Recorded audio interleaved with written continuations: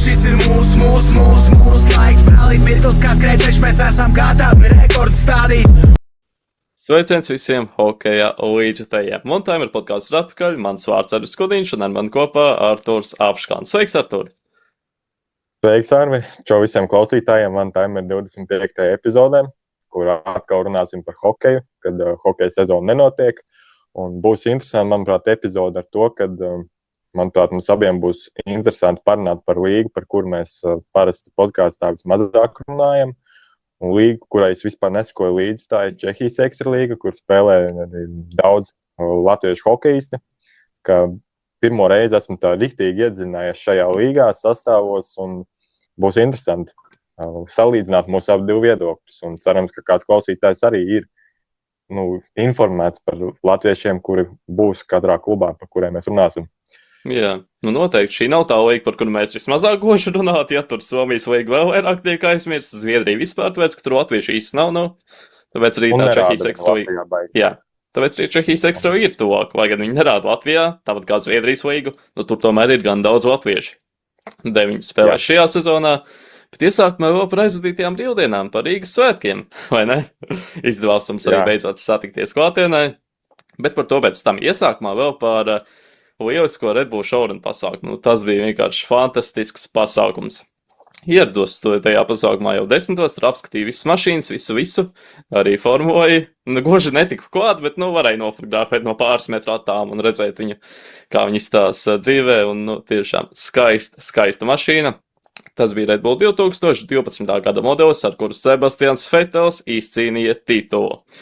Tā kā gan īpaši formula, tas arī bija viens no pirmajiem Red Bull komandas tituliem, protams, jo tajā laikā tā vēl bija gan jauna komanda. Un par pašu pasākumu runājot, arī dzirdēt to formulu, vienkārši fantastiski sajūtas bija. Tā, pirmkārt, runājot par formulu, tā arī tās marža.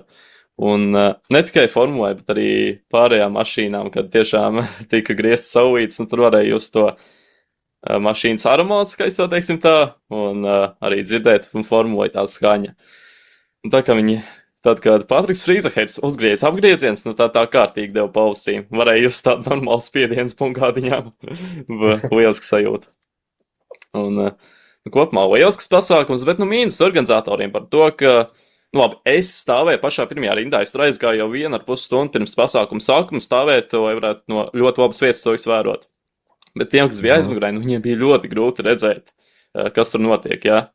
Un tāpēc arī bija tāds grūtības varbūt kādam, jo, reāli, tur viss bija vienkārši līdzens un, tā kā... ir grūtības, piekrīt tev, jā. Bet pasākums tiešām lielisks, tā arī vienīgā lieta, ko viņam var pārmest pa lielām, jo viss pārējais bija vienkārši fantastiski. Kārtībā reizi jau min šo vārdu, bet, cits vārds īsti šeit nedara. Problēma jau ar meklējumu ir tur, kad tā vieta, kur notika tas šaurana pasākums, jau ir tādā vietā, kur ikdienā mašīnas brauc, un tāpēc tur ir līdzens. Ja būtu meža parkā, tad varbūt būtu tur foršāk un labāk. Meža parkā formulas, tu traks? Nē, es, protams, saprotu, ka tas nav iespējams. Tur, kur viņi brauks, nav vieta, bet tāds augšā, tāds uzkalniņš. Bet tribīnas nekur uztaisīt. Tur vienā vietā bija, bet tas bija ļoti neliels. Kāpēc nevarēja plašākā laukumā? No Vanšu tilta labi, bet tur jau arī līdzens. Jā, arī tā pati problēma. Jā, bet pasākums bija tiešām foršs un kaut kas nebijis, kad var redzēt formulu. Katru dienu tu neredzēsi formulu, kas brauc pa Rīgas ceļiem. Jā, pilnībā saprotu to, cik forši redzēt formulu dzīvē un tā viss skaņa, ka tiešām fantastisks pasākums pa godu Rīgas svētkiem, vai ne tas bija? Jep. Jā. Un ne tikai tā formula, tas viss pasākums bija tiešām interesants, bija forši to vērot. Arī Mārtiņa Sasks, kā mums driftoja, arī tie moči, kas bija arī tie 2 lietuvieši, vispār ārprāts, kā viņi tam māk. Neticami. Un tie dienvidu afrikāņi vēl, Sam, kas ar tevi BMW brauca. Vienkārši kaut kas vienā brīdī abi vienkārši izvac no mašīnas, sāk tur kaut ko darīties ap mašīnu. Es biju vienkārši šokāti ar to redzēt. Meistarība, kā grandios pasākums bija. Un bija daudz arī cilvēki tur. Un interesējās ar cilvēku, kuri varbūt neskatās ikdienā formulas. Tā kā mēs to darām. Jā, bija to interesanti redzēt. Un es kaut ko gribēju teikt, bet aizmirsu, ko es gribēju teikt. Vēl kaut ko par brīvdienām? Jā, par šo BMW, kas par šiem dienvidāfrikāņiem, ja? Kas bija interesanti, tad internetā redzēja tādu joku, ka bija tāds jautājums, kurš pārnieks viņam šis ir? Zin kā, mašīna tur jāvākā, tur bīstam diezgan, cik bieži viņam pārnieki bija jāmaina. Cerams, ka nedaudz. Cerams, ka neviens. Arī jā. Cerams, ka nedaudz. Tas nebija tā domāts. Nevajag pārprast. Jā, bet arī sēsk redzēt vēl tur vairākus mašīnu māksliniekus, jāsaka. Un svētdien jau bija krāstumačs. Svētdien bijām sprest. Es gribu par to šauranu vēl pastāstīt, ka tie lietuvieši, ka viņi tos trikus rādīja. Un tur viens brīdis bija, ka tas lietuvietis gan rīts tur nomaucējās, bet labi, kad viss kārtībā. Vienā vietā un šķiet, viņš nokrīt tiešām. Es to neredzēju, bet tā likās. Ko? Es redzēju, ka viņš līdz galam tā nenokrīt. Viņš tā kā gandrīz. Viņš nokrita. Es teikšu, godīgi, es nezinu, bet pēc publikas reakcijas tā likās. Es to neredzēju, vienkārši cilvēki bija priekšā, un tas bija ļoti tālu. Bet tā likās, vismaz man, jā. Vai tā bija, nebija, nezinu. Bet cilvēku klātienē viņi tā kā bļāva, kaut ko tā kā aplaudēja. Bet, protams, kā var neaplaudēt, redzot tādu skaistumu. Jā, saprotu. Ko, varam ķerties klāt krāstumačiem, vai ne? Jā. Sākās, protams, jau sestdien kā ierasts, jā, kā nekā 24 stundu basketbols, un svētdien arī mēs bijām, vai ne? Varējām pirmo reizi satikties klātienē. Pirmo reizi uzzināju, kad, tā teikt, pārliecinājos, ka tu esi īsts cilvēks. Zin kā mazums mūsdienās būtu, tagad cik sanāk, 9 mēneši gandrīz runājis ar tur AI botu, jā? Nevar zināt mūsdienās. Nē, var apliecināt, viņš ir īsts cilvēks. Un arī starp citu garāks, nekā es biju domājis. Jā, tā man visi cilvēki saka, un tā man ir, jā, 1,96 ar kaut ko nav baigi ierasts garums cilvēkiem, un jā, bija forši parunāt dzīvē, un tiešām mēs ap divi esam īsti, arī par to es pārliecinājos, un arī tas pasākums, kur mēs satikāmies, arī tāds ļoti interesants, man liekas, jau sākot ar to, ka spēlēt basketbolu uz 4 stundas, ka pa nakti tur notiek pasākumi, tā ļoti interesanti, un arī cilvēkiem, kuriem patīk basketbols, ir forši aiziet pastīties, kā arī spēlēt. Arī kuriem nepatīk. Arī kuriem nepatīk, jā, jo tur ne jau spēlē kaut kāda augstas meistarības spēlētāji, bet influenceri, mūziķi. Paga. Uļjanis Semjonovs piemiņas mačā arī tiešām profesionāls basketbolists spēlēja, jā. Tā kā nevajag tikai par amatieriem. Arī no Vēfiņa tur bija Jēkabs Niedri, vēl kāds spēlētājs, jā, bija arī profesionāli. Okay, bet vairāk tā ideja krāstumačiem iepriekšējos gados nav bijis tā, ka ir tie influenceri, ir Gan. mūziķi. Gan, jā. Jā. Cik tu ilgi bija kopumā tur krāstumačos? Es biju 2 stundas. Mazāk, man liekas. Varbūt mazāk. Jā, 2 stundas ieskaitot, ka es atbraucu līdz mājām. Es kopā tur biju apmēram 4, varbūt nedaudz vairāk pat. Un tiešām bija interesanti to visu pavērot. Pirmie krāstumači, ko es apmeklēju, bija forši. Tiešām, tas nav tīrs basketbols, un tas ir tiešām šovs. Baudāms, foršs šovs kopā ar basketbolu. Mūzika, basketbols, forši. Un izdevās arī Valters satikt. Skatu arī bija.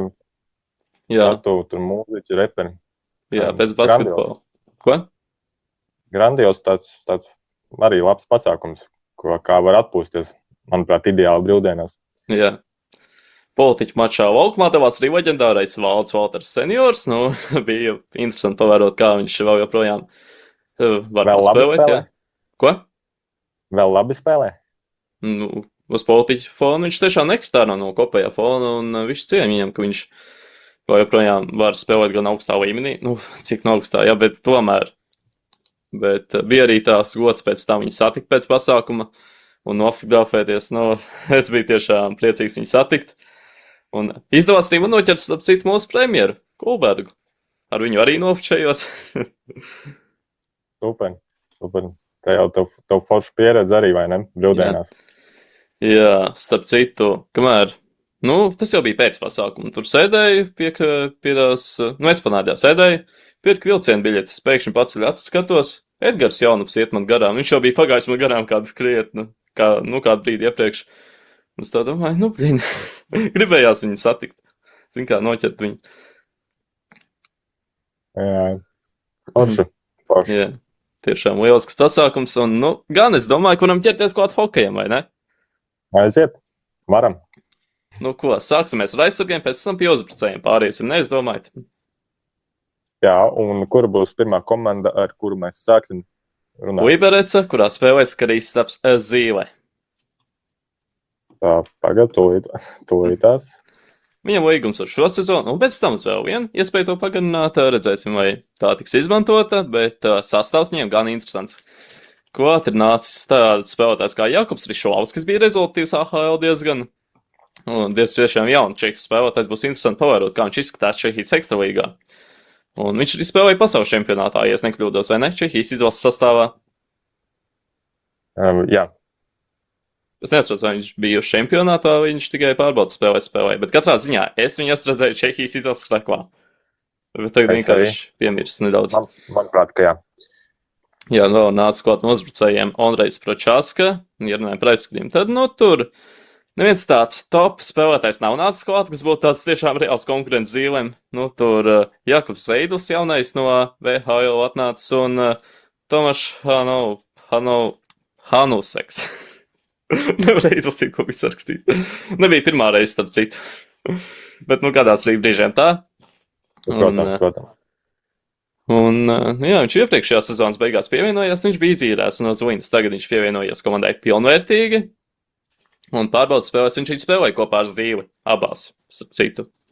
Kā redzēsim, vai šis veidojums būs arī regulārajā sezonā, vai tikai pārbaudas spēlēm tas tika izmēģināts, bet katrā ziņā tas sastāvs Uiberecē ir gan interesants. Arī Tomašs Galvas ir tajā komandā. Un vai tu zini, ar ko viņš ir īpašs? Es domāju, ka tu zini. Ir dzirdēts uzvārds, bet pašlaik pasaki. Tad noteikti atcerēšos. Viņam drafta gads bija pirms 2 gadiem. Bet viņi draftēja šogad, un ar 54. numuru Pitsburgu viņi paņēma. Tagad atceros, jā. Man šķiet, mēs par to jau bijām runājuši, ne? Vai arī es ar Raimanu biju runājis par viņu. Bet tiešām, iepriekšējā sezonā viņam lieliski, un šajā vasarā arī viņu nodraftēja. Tagad viņš spēlēs, atkal spēlēs Uiberecā, bet šoreiz jau tiks izīrēts. Un man tas likās par tāds diezgan interesants lēmums. Kāpēc Pitsburga ar viņu paraksta līgumu un tad izīrē. Tai pašai komandai, kurā viņš būtu spēlējis, ja Pitsburga ar viņu nebūtu parakstījis līgumu. Faktiski viņu vienkārši iznieko vienu no 3 gadiem līgumā, tie entry level. Tas tā likās interesanti. Jā, tas tā interesanti, jā, tiešām tāds interesants darbības.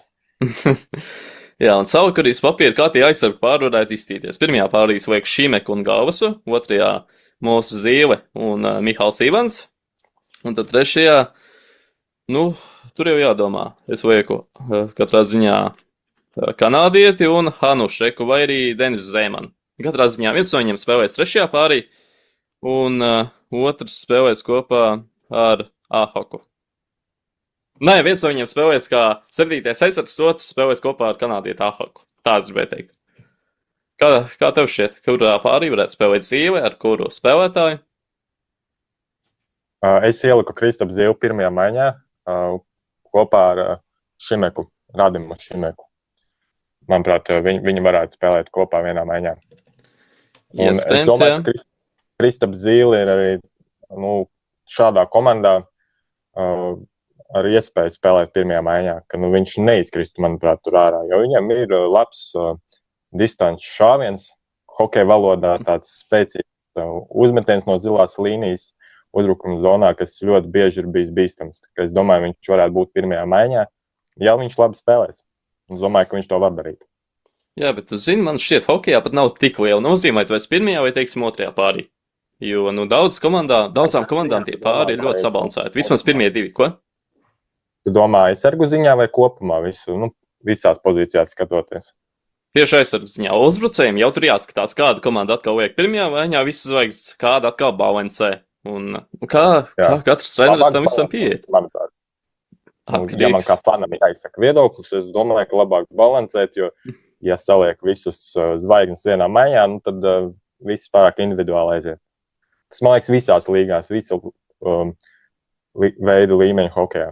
Bet atkal viņi kopā var izveidot tādus momentus, ko citi nevar. Bet varbūt... ja viņus saliek katru vienu katrā maiņā, teiksim, ir 3 zvaigznes, saliek pirmajā maiņā vienu, otrajā otru, trešajā trešo. Tad atkal katrā maiņā ir kaut kāds spīdumiņš, jā. Bet atkal, ja viņi visi vienā, tad viņi var tur kopā griezti tādus uguņus. Jā, tas arī atkarīgi no tā spēlētāja paša, vai viņš grib dalīties ar piespēlēm, vai pats grib mest, un ja nesanāk iemest vārds, tad jau atkal izniek kaut kāds moments, tad var teikt, ka tādā ziņā. Nu, ko? Pārmiet tālāk pie nākošā aizsarga. Ralfa Freiberga. Viņš tādā spēlēs Almolsā pārgājis no Vītkovicas. Viena sezona viņam bija tikai Vītkovicē, un tā loma viņam, būsim atklāti, nebija pārāk liela. Nu, parasts bija 2., 3. pāris, un tās minūtes, arī bieži bija, krietni zem 20, būsim atklāti. Un es domāju, šajā komandā viņam atklāti spēles vairs varētu palielināties. Kā tev šķiet? Jo abas it kā ir līdzgalu komandas, bet es tā kā Vītkovicu liktu virs Olomoucas tomēr. Es arī likt noteikti Vitkovics virs Olomoucas, jo Olomouca iepriekšējās sezonās bija tā komanda, kas gandrīz izkrišanas robežas bija. Pēc es viņas augsts nevērtēju, un Ralfam Freibergam, manuprāt, Čehijā vienmēr ir bijis tāds ļoti labs priekš viņa spēles laiks. Jā, un ja runāju par šo komandu kopumā, tad sastāvs viņiem ir diezgan papulcināts. Prom ir Renārs Krastenbergs, mūsu paši, par kur mēs parunāsim vēlāk starp citu, un kāda viņam būs loma jaunajā komandā, kā viņš izskatījās pārbaudas spēlēs. Prom ir arī Pēters Friedrichs un Viljams Kaho. Visi 3 bija top 6 rezultatīvāko spēlētāju sarakstā iepriekšējā sezonā. Visi 3 uzbrucēji ir prom. Labi, ir kāds arī nācis vietā tas pats Kārlis Berglunds, bet, viņš, manuprāt, nav tāda līmeņa spēlētājs, jā. Iepriekšējā sezonā viņam nebija pārāk rezultīvi. 6 punkti 29 spēlēs Mlāda Bolusova komandā, kas arī nav nekāda augšžalu komanda. Tāpat nav vidusdaļas komanda, jā, arī tas Leizgals līgs. Tam es tev piekrītu, jā.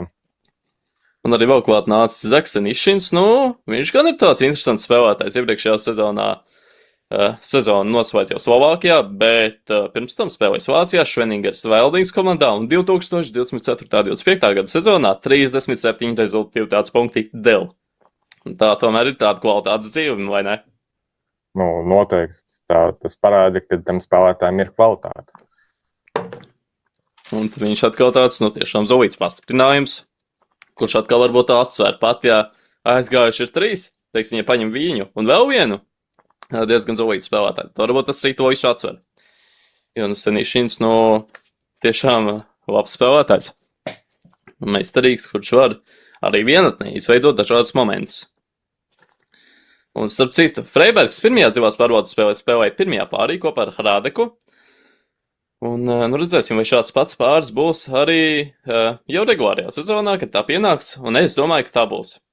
Un pirmais pāris man izstāstā Freibergs Hradeks, otrais pāris Kozgrējs un Gevijs, un tad trešais pāris Ondrušeks, 40 gadus vecais hokejists, kluba kapteinis arī, un 40 gados vēl joprojām spēja demonstrēt gana labu sniegumu, un viņš kopā ar Stelvu. Un Roberts Petrovics, kas jau kā 7. aizsargs būtu spēles pieteikumā. Es arī drusku esmu redzējis momentus no pārbaudas spēlēm, un es domāju, ka viņš ar Hradeku varētu labi saspēlēties, un es prognozēju, ka viņš ar Hradeku spēlēs tieši tā, kā tu teici. Jā, bet tie aizsargi pāri tiešām bieži mainās. Un, ir kāds, kas tur stabili turās vairākus gadus. Teiksim, Latvijas izlasē Zīlajaks. Stabilu vērtību jau. Tas gan, jā, bet tas jau ir izlases kontekstā, vai ne? Klubos atkal citādāk, bet ir arī kāda aizsargu pāri, kas turās ilgstoši, vai ne? Bet redzēsim, vai tas būs šis gadījums, jo pirmajā 2 pārbaudas spēlēs viņi bija tādi kopā, vai tā būs turpinājumā, redzēsim. Bet šajā komandā spēlēja arī kurš? Matejs Mahovskis. Kādam šķiet, viņš bija Rīgas Dinamo vēsturē sliktākais vārdsargs. Es domāju, ka nebija, jo Rīgas Zināmā jau bija viss vispār nelabi izskatījās. Un es atceros to periodu, kad bija Matejs Makovskis. 83 atvērītie procenti. 83% atvērīto metienu. Tā. Un man tajā brīdī, es atceros, ka es biju mazāks, man piesaistīja, kā viņš spēlēja. Un ir 3 vārdsargi, kas man skatoties Rīgas Zināmo laikos spēles, bija, kas deva tādu drošību kā fanam. Bija Johans Matsons, Aleksandrs Seleks un atceros, ka Mačhovskis tur spēlēja. Man liekas, viņš daudz nespēlēja, vai ne? Tur baigi daudz viņš nebija. Viņš tika atlaist ar savu briesmīgo statistiku 83%. Nu, jā, bet es viņu nevainoju. Man, vismaz es. Jo Rīgas Zināmo aizsardzība nebija tā labākā. Bet viņš man ir palicis atmiņā. Kā spēlētājs, kas spēlē Rīgas Zināmo. Visticamāk, tas ir visiem spēlētājiem, kas kādreiz spēlējuši Rīgas Zināmo. Kaut gan es laikam kļūdos par to, ka viņš varētu būt sliktākais. Ir arī Matejs Mahovskis bijis, viņam vispār bija zem 80%, viņš 6 spēles bija nospēlējis, tas bija vienkārši unikums. It kā liekas labs vārdsargs, ja tās viņam CV, vienkārši, ļoti labs, liekas, tik būs Zolīts vārdsargs, atbrauc, un ir katastrofa vienkārši. Bet, ir arī, protams, bieži visādi krievi, tā kā, Mahovskis noteikti nebija sliktākais. Bet labākiem arī viņš nebija noteikti. Un tagad arī viņam tā kā arī ir atkal nostiprinājusies Čehijā jau pirms kādu laiku. Neslikts vārdsargs, jā. Es esmu kopumā pavērojis tos spēlētājus, kas kādreiz spēlē Rīgas Zināmo Čehi. Viņi pa lielam ir pēc tā, kad KHL vairāk Rīgas Zināmo nebija. Te visi Čehi spēlētāji aizbraukuši uz savu dzimteni spēlēt. Protams, tur izņēmumi, tur ir Pasterņaks un tie visi NHL. Tie ir Ziemeļamerikā. Viņi Dinamo nav spēlējuši. Nav, nē, bet kopumā, tas kopumā bet Čehiem, bet daudzi no KHL, es daudz uzvārdus zinu un dzirdu Čehijas ekstralīgā. Un Lukas Radels, arī, kas bija leģionārs Rīgas Zināmo. Viens no labākajiem pēdējos gados. Viens no labākajiem, un pēdējās sezonās viņš bija tas, kas varēja tur iemest golu pa lielam arī. Viens no retajiem. Viens no retajiem, jā, bet mums jau bija labi uzbrucēji. Jā. Leģionāri bija, manuprāt, visi leģionāri, kas mums bija Rīgas Zināmo, runājot par Rīgas Zināmo laikiem, bija augstā līmenī, kas atrieptikās. Tie visi krievi, ko ņēma vienu pēc otra. Pa krieviem es gan negribu neko komentēt, bet es domāju, ka mums bija Linušs Videls, bija Makmilans, un Zviedri vai Čehi. Tādā ziņā es domāju. Makmilans arī pēc tam pie okupantiem aizbrauca spēlēt. Starp citu, jā. It kā silts atmiņas par to, kā viņš Dinamo spēlēja, bet, saprot, ka viņš, kā cilvēks, Bet vispār kopumā par to politisko tēmu, tad kanādiešiem un amerikāņiem baigi tas nestrauc kā mums. Viņi kaut kā uz tās neitrālās robežas visu laiku ir. Es tā esmu pamanījis. Un daudzi izvēlējās pabeigt līgumu Krievijā, aizbraukt prom vai palikt. Un tādi vairāk, man liekas, ir palikuši. Bet, Lukas Valmarks, visu cieņu. Viņš tur samaksāja ļoti lielu summu, lai tiktu vaļā no līguma un dzīvot civilizētā valstī, spēlēt civilizētā valstī. Man liekas, tur ap 1 miljonu tā summa, kā tik nebija eiro. Bet viņš to visu auga dabūja, kas viņam bija tajā līgumā. To es nezinu, bet viņš samaksāja klubam 1 miljonu aptuveni. Tur bija ļoti liela summa, lai tiktu no tā līguma vaļā, vai varētu tur nespēlēt. Loģiski, viņam auga nemaksāja. Protams. Jā, bet jā. Mūsdienās ir tas, ka visiem viss pie kājas, galvenais, tā teikt, bez tur vai konfliktiem, bet tev es pilnīgi nesaprotu. Zin, kā arī tagad FIA tur taisās ņemt Krievus atpakaļ. Viņi jau pieņēma likumu, ka Krievi var piedalīties ar savām himnām, ar saviem simboliem. Tas ir vienkārši kosmos. Un, principi mūsdienās cilvēkiem vispār vienkārši nav lielai daļai. Nav. Un, jā, ir ļoti liela cilvēku daļa starp piedzīvotājiem, kas sportu atdala no politikas. Bet un sports ir daļa no politikas. Tā ir, manuprāt, jā, bet ja ka NHL tur ignorē visus Ovečkina izteikumus un visu Vašingtonu ir ar Ovečkina plakātiem, tad ko mēs vairāk varam gaidīt un cerēt, ka kaut kas uzlabosies. Pēc Čehijas vispār bijām uz Rīgas Dinamo un tagad jau Vašingtonā. Nu, Rīgas Dinamo jau loģiski tā notikuma secība uz vienu kaimiņu valsts, tad par to arī jāparunā. Pēc tā nekā. Rīgā jau arī spēlē daudz čehu spēlētāju, labi. Cik daudz? Kunrāteks bija, Mahovskis bija, viņš gan nebija labs, bet tieši Rīgas Dinamo. Radils. Es kā ieraudzīju Paradubicē, tad es sāku skatīties Paradubicas spēles vai kaut kāds highlights. Es kā ieraudzīju, kad Radils spēlē Paradubicē, es sāku meklēt highlights, sekot līdz tai komandai līdzi, jo spilgt atmiņā palicis. Jā, vēl no Čehiem es atceros, ka bija Rudolfs Červenīs. Tas man šķiet bija tajā sezonā, kad Pēters Skudra trenēja. Pareizi. Un viņš arī bija Oktādiem aizbraucis spēlēt, sapcīt pēc tam nedaudz vēlāk. Ne uzreiz, bet, tur pagāja kāds laiciņš un aizbraucis. Diemžēl. Jā. Tas jau ir katru spēlētāju lēmums un kāds viņam tie iemesli ir, to viņi paši izdomā. Varbūt kāds izdomā, varbūt kāds patiesi pasaka godīgi. Bet lielākā daļa, man liekas, pasaka godīgi, ko viņi grib. Protams, pēc naudas. Bet, jābūt kaut kādiem principiem. Labi. Nesaprotu. Tāds cilvēks, bet, labi. Jā. Tā teikt, nepiemini dzīvē ļaunu, nepiemini vai kā. Bet par sliktu arī jārunā, nevis tikai par labo. Dzīve nav roždārs. Lai gan šim teicienam īsti nepiekrīt. Jo un kā? Roždārzā. Kāpēc? Ir tas skaistais, un tur arī tie ērkšķi ir. Jā. Dzīvē jau arī ir skaistais un ir kaut kas tāds, jā. Bet tam es īsti nepiekrīt, ka dzīve nav roždārs. Savā ziņā ir. Ok, bet šis ir man tāds teiciens, kam es ticu un kas manā dzīvē ir. Jā. Sākām tā nav set teiciens. Tā kā hokejā, jāgriež visu laiku ledu ar spēku un ar centību, tad būs rezultāts.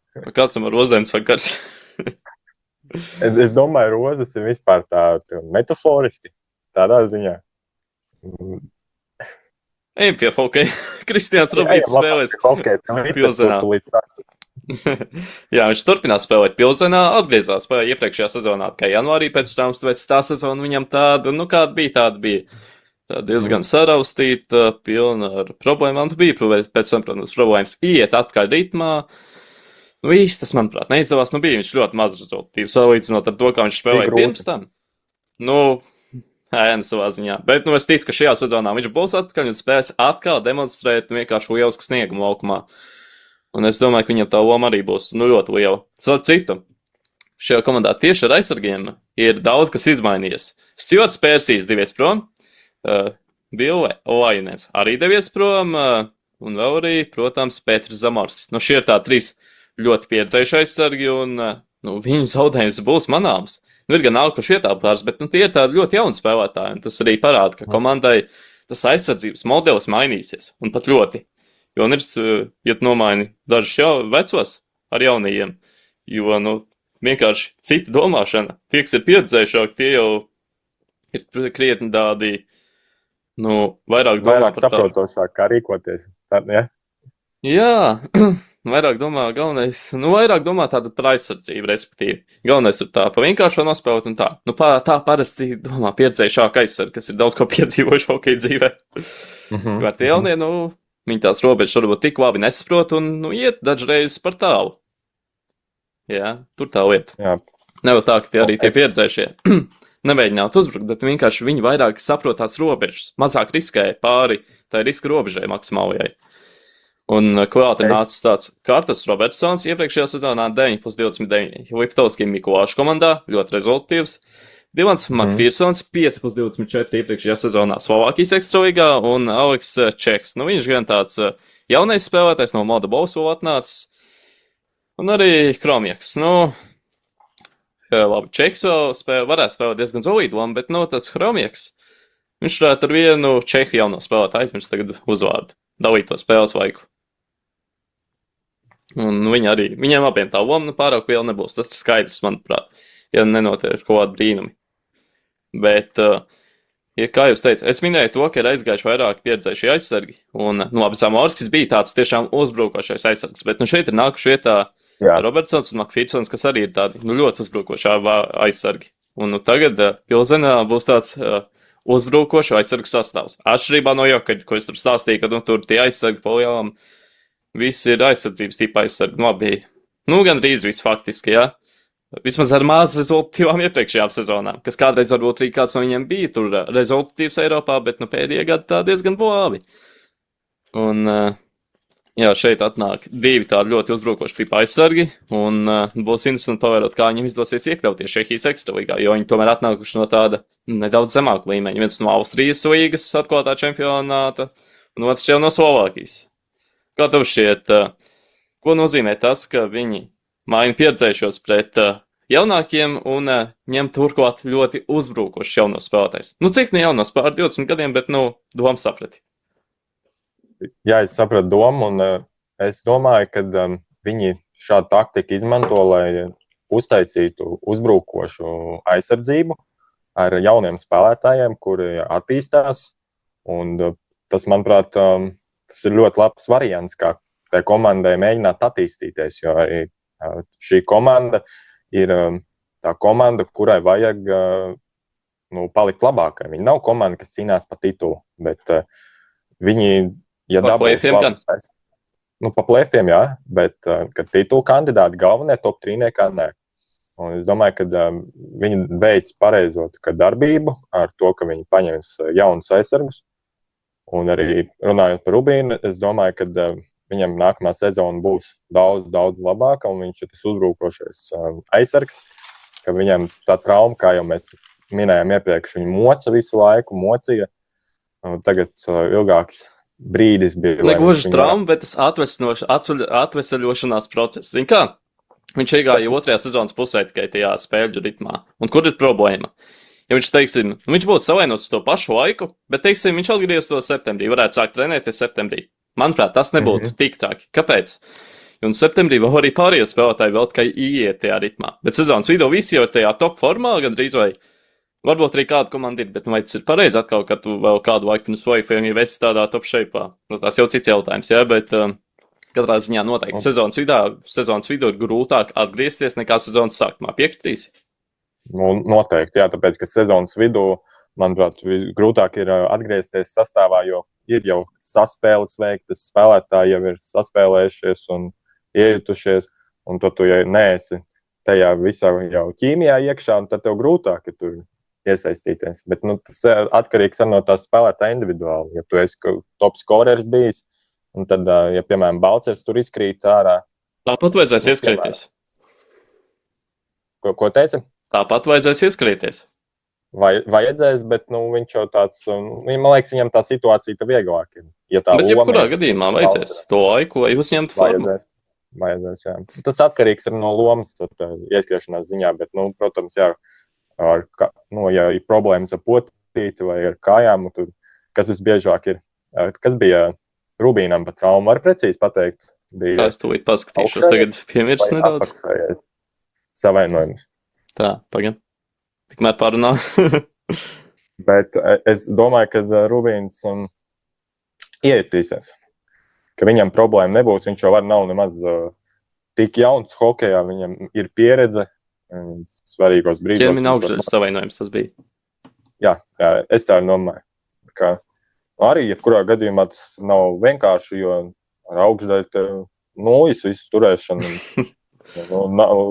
Ja ir kaut kāds diskomforts, tad tas nav forši, jā. Un tur jāpārvar kaut kāds periods, lai tas diskomforts nebūtu. Tev jāpierod pie tā, un tad, kad tu pierod, tad tu vairāk to nejūti. Jā, un par Rubīnu vēl īsi. Kā tev šķiet, kurā aizsargu pārī viņš varētu spēlēt, kāda viņam tā loma varētu būt, bet tu īsi par šo? Ja īsi, tad pirmā vai otrā maiņa. Jā. Es viņu liktu otrā. Jā. Es viņu liktu pirmajā aizsargu pārī. Mēs nevaram vēl skatīties to, kāda ir tā loma bijusi jau pārbaudas spēles, jo viņam pārbaudas spēļu vēl nav bijušas. Pārbaudas spēles neviena, Pilzenā oficiālā vismaz. Un viņiem pirmā pārbaudas spēle tikai 20. augustā plānota. Kāpēc? Viņiem vēl 4 Champions League spēles jāizdod līdz sezonas sākumam. Tieši tik vienkārši, un vai nebūtu pārāk liela tā slodzes spēlētājiem jau pašā pirmssezonā. Viņi sāks nedaudz vēlāk to ciklu, un tāpat ies formā. Un es viņu liktu kopā ar McPhersonu. Tādi, Rubīns arī tāds pa pusē uzbrukošs, bet no arī gana gudrs spēlētājs, kas arī zina. Noteikti, jā. Kas arī aizsardzībā ļoti labi nospēlē, ļoti stabils aizsargs. Un kas atšķira labu no slikta aizsarga? Labs aizsargs nevis nekļūdās, bet kļūdās maz, jo kļūdās pilnīgi visi. Nu ko, tagad varam ķerties klāt Jānim Jakam, kurš mainīs klubu. Nu par to mēs jau runājām iepriekšējā epizodē, ka viņš pārcēlies uz Litvīnovu, un nav pārāk daudz jaunumu, vai ne? Viņš tomēr tur būs vadošais aizsargs. Tos mūsu prognozēs nav mainījies, viņš tur būs numur 1 aizsargs, spēlēs lielu lomu, spēlēs vairākumā daudz, spēlēs pirmajā vairākuma brigādē noteikti, vai ne? Es domāju, ka jā, man tāda pārliecība ir. Ka jā, tādā ziņā nekas nav mainījies. Bet runājot par vēl tādiem pazīstamiem aizsargiem, kas tur ir, Zuka man cik nepazīstams, bet vēl tur ir Mihals Maravčīks. Kādreiz spēlēs arī Čehijas izlasē gan daudz, arī 2019. gada pasaules čempionātā starp citu. Atceros ļoti labi, jo tas bija mans pirmais pasaules čempionāts, kam sekoja līdzi. Un ir viņš palicis atmiņā vēl no tās reizes. Man kopumā ar pasaules čempionātiem ir tā, ka man ir tas pirmais pasaules čempionāts, un tad ir pārējie vienkārši putrā. Vienā lielā, milzīgā putrā. Protams, ir... Tu atceries pirmo tikai, ja? Sanāk. Un tad vēl kaut ko no pārējiem, jā, tur bronzas čempionāts, un, protams, jā, tur 21. gadā arī tā uzvar pret Kanādu.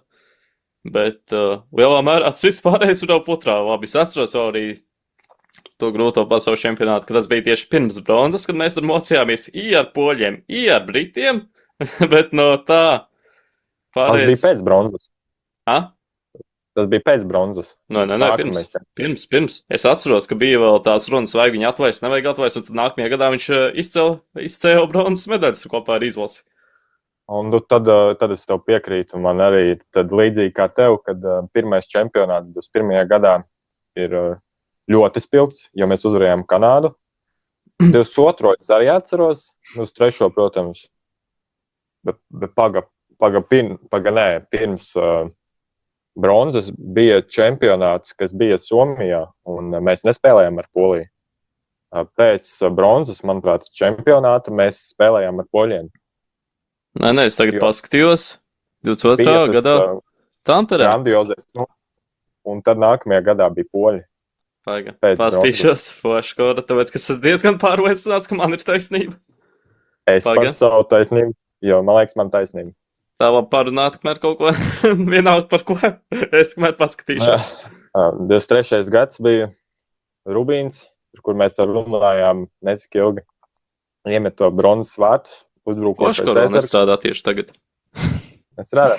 Nē, tas bija nākamais čempionāts. Jo es atceros vēl to, ka es liku cerības pēc bronzas gada, ka mēs varētu atkal cīnīties pa medaļām. Un tad pēc pirmās spēles mēs gandrīz zaudējām poļiem, un tad visi kritika bija manā virzienā, es atceros no ģimenes. Un ko tad tu tagad teiksi, ka mēs zaudējām poļiem? Gandrīz zaudējām poļiem. Nākamā spēle bija pret Franciju, laikam. Mēs uzvarējām, jā, pret Franciju. Un tad tālāk man viss miglē. Tā ka Polija un Francija pirmās 2 spēles bija grūtas, atceros. Pagi, jā, šoreiz tā bija taisnība, jā. Un 22. gadā mēs ar britiem mocījāmies. Pareizi. Jā. Savukārt kopā vienkārši tie. Ha? Mēs bullīšos ar viņiem mocījāmies, un mēs viņus uzvarējām par laimi. Ko tad? Vai ne? Britus. Nē, 4-3. Bet bullīšos mēs viņiem mocījāmies. Bullīšos mēs Austriju uzvarējām tajā gadā iepriekšējā spēlē. Un kas bija Britiem? 4-3 uzvar pamatlaikā. Un tur jau bija tā atspēlēšanās. Vienkārši sajuka gadi.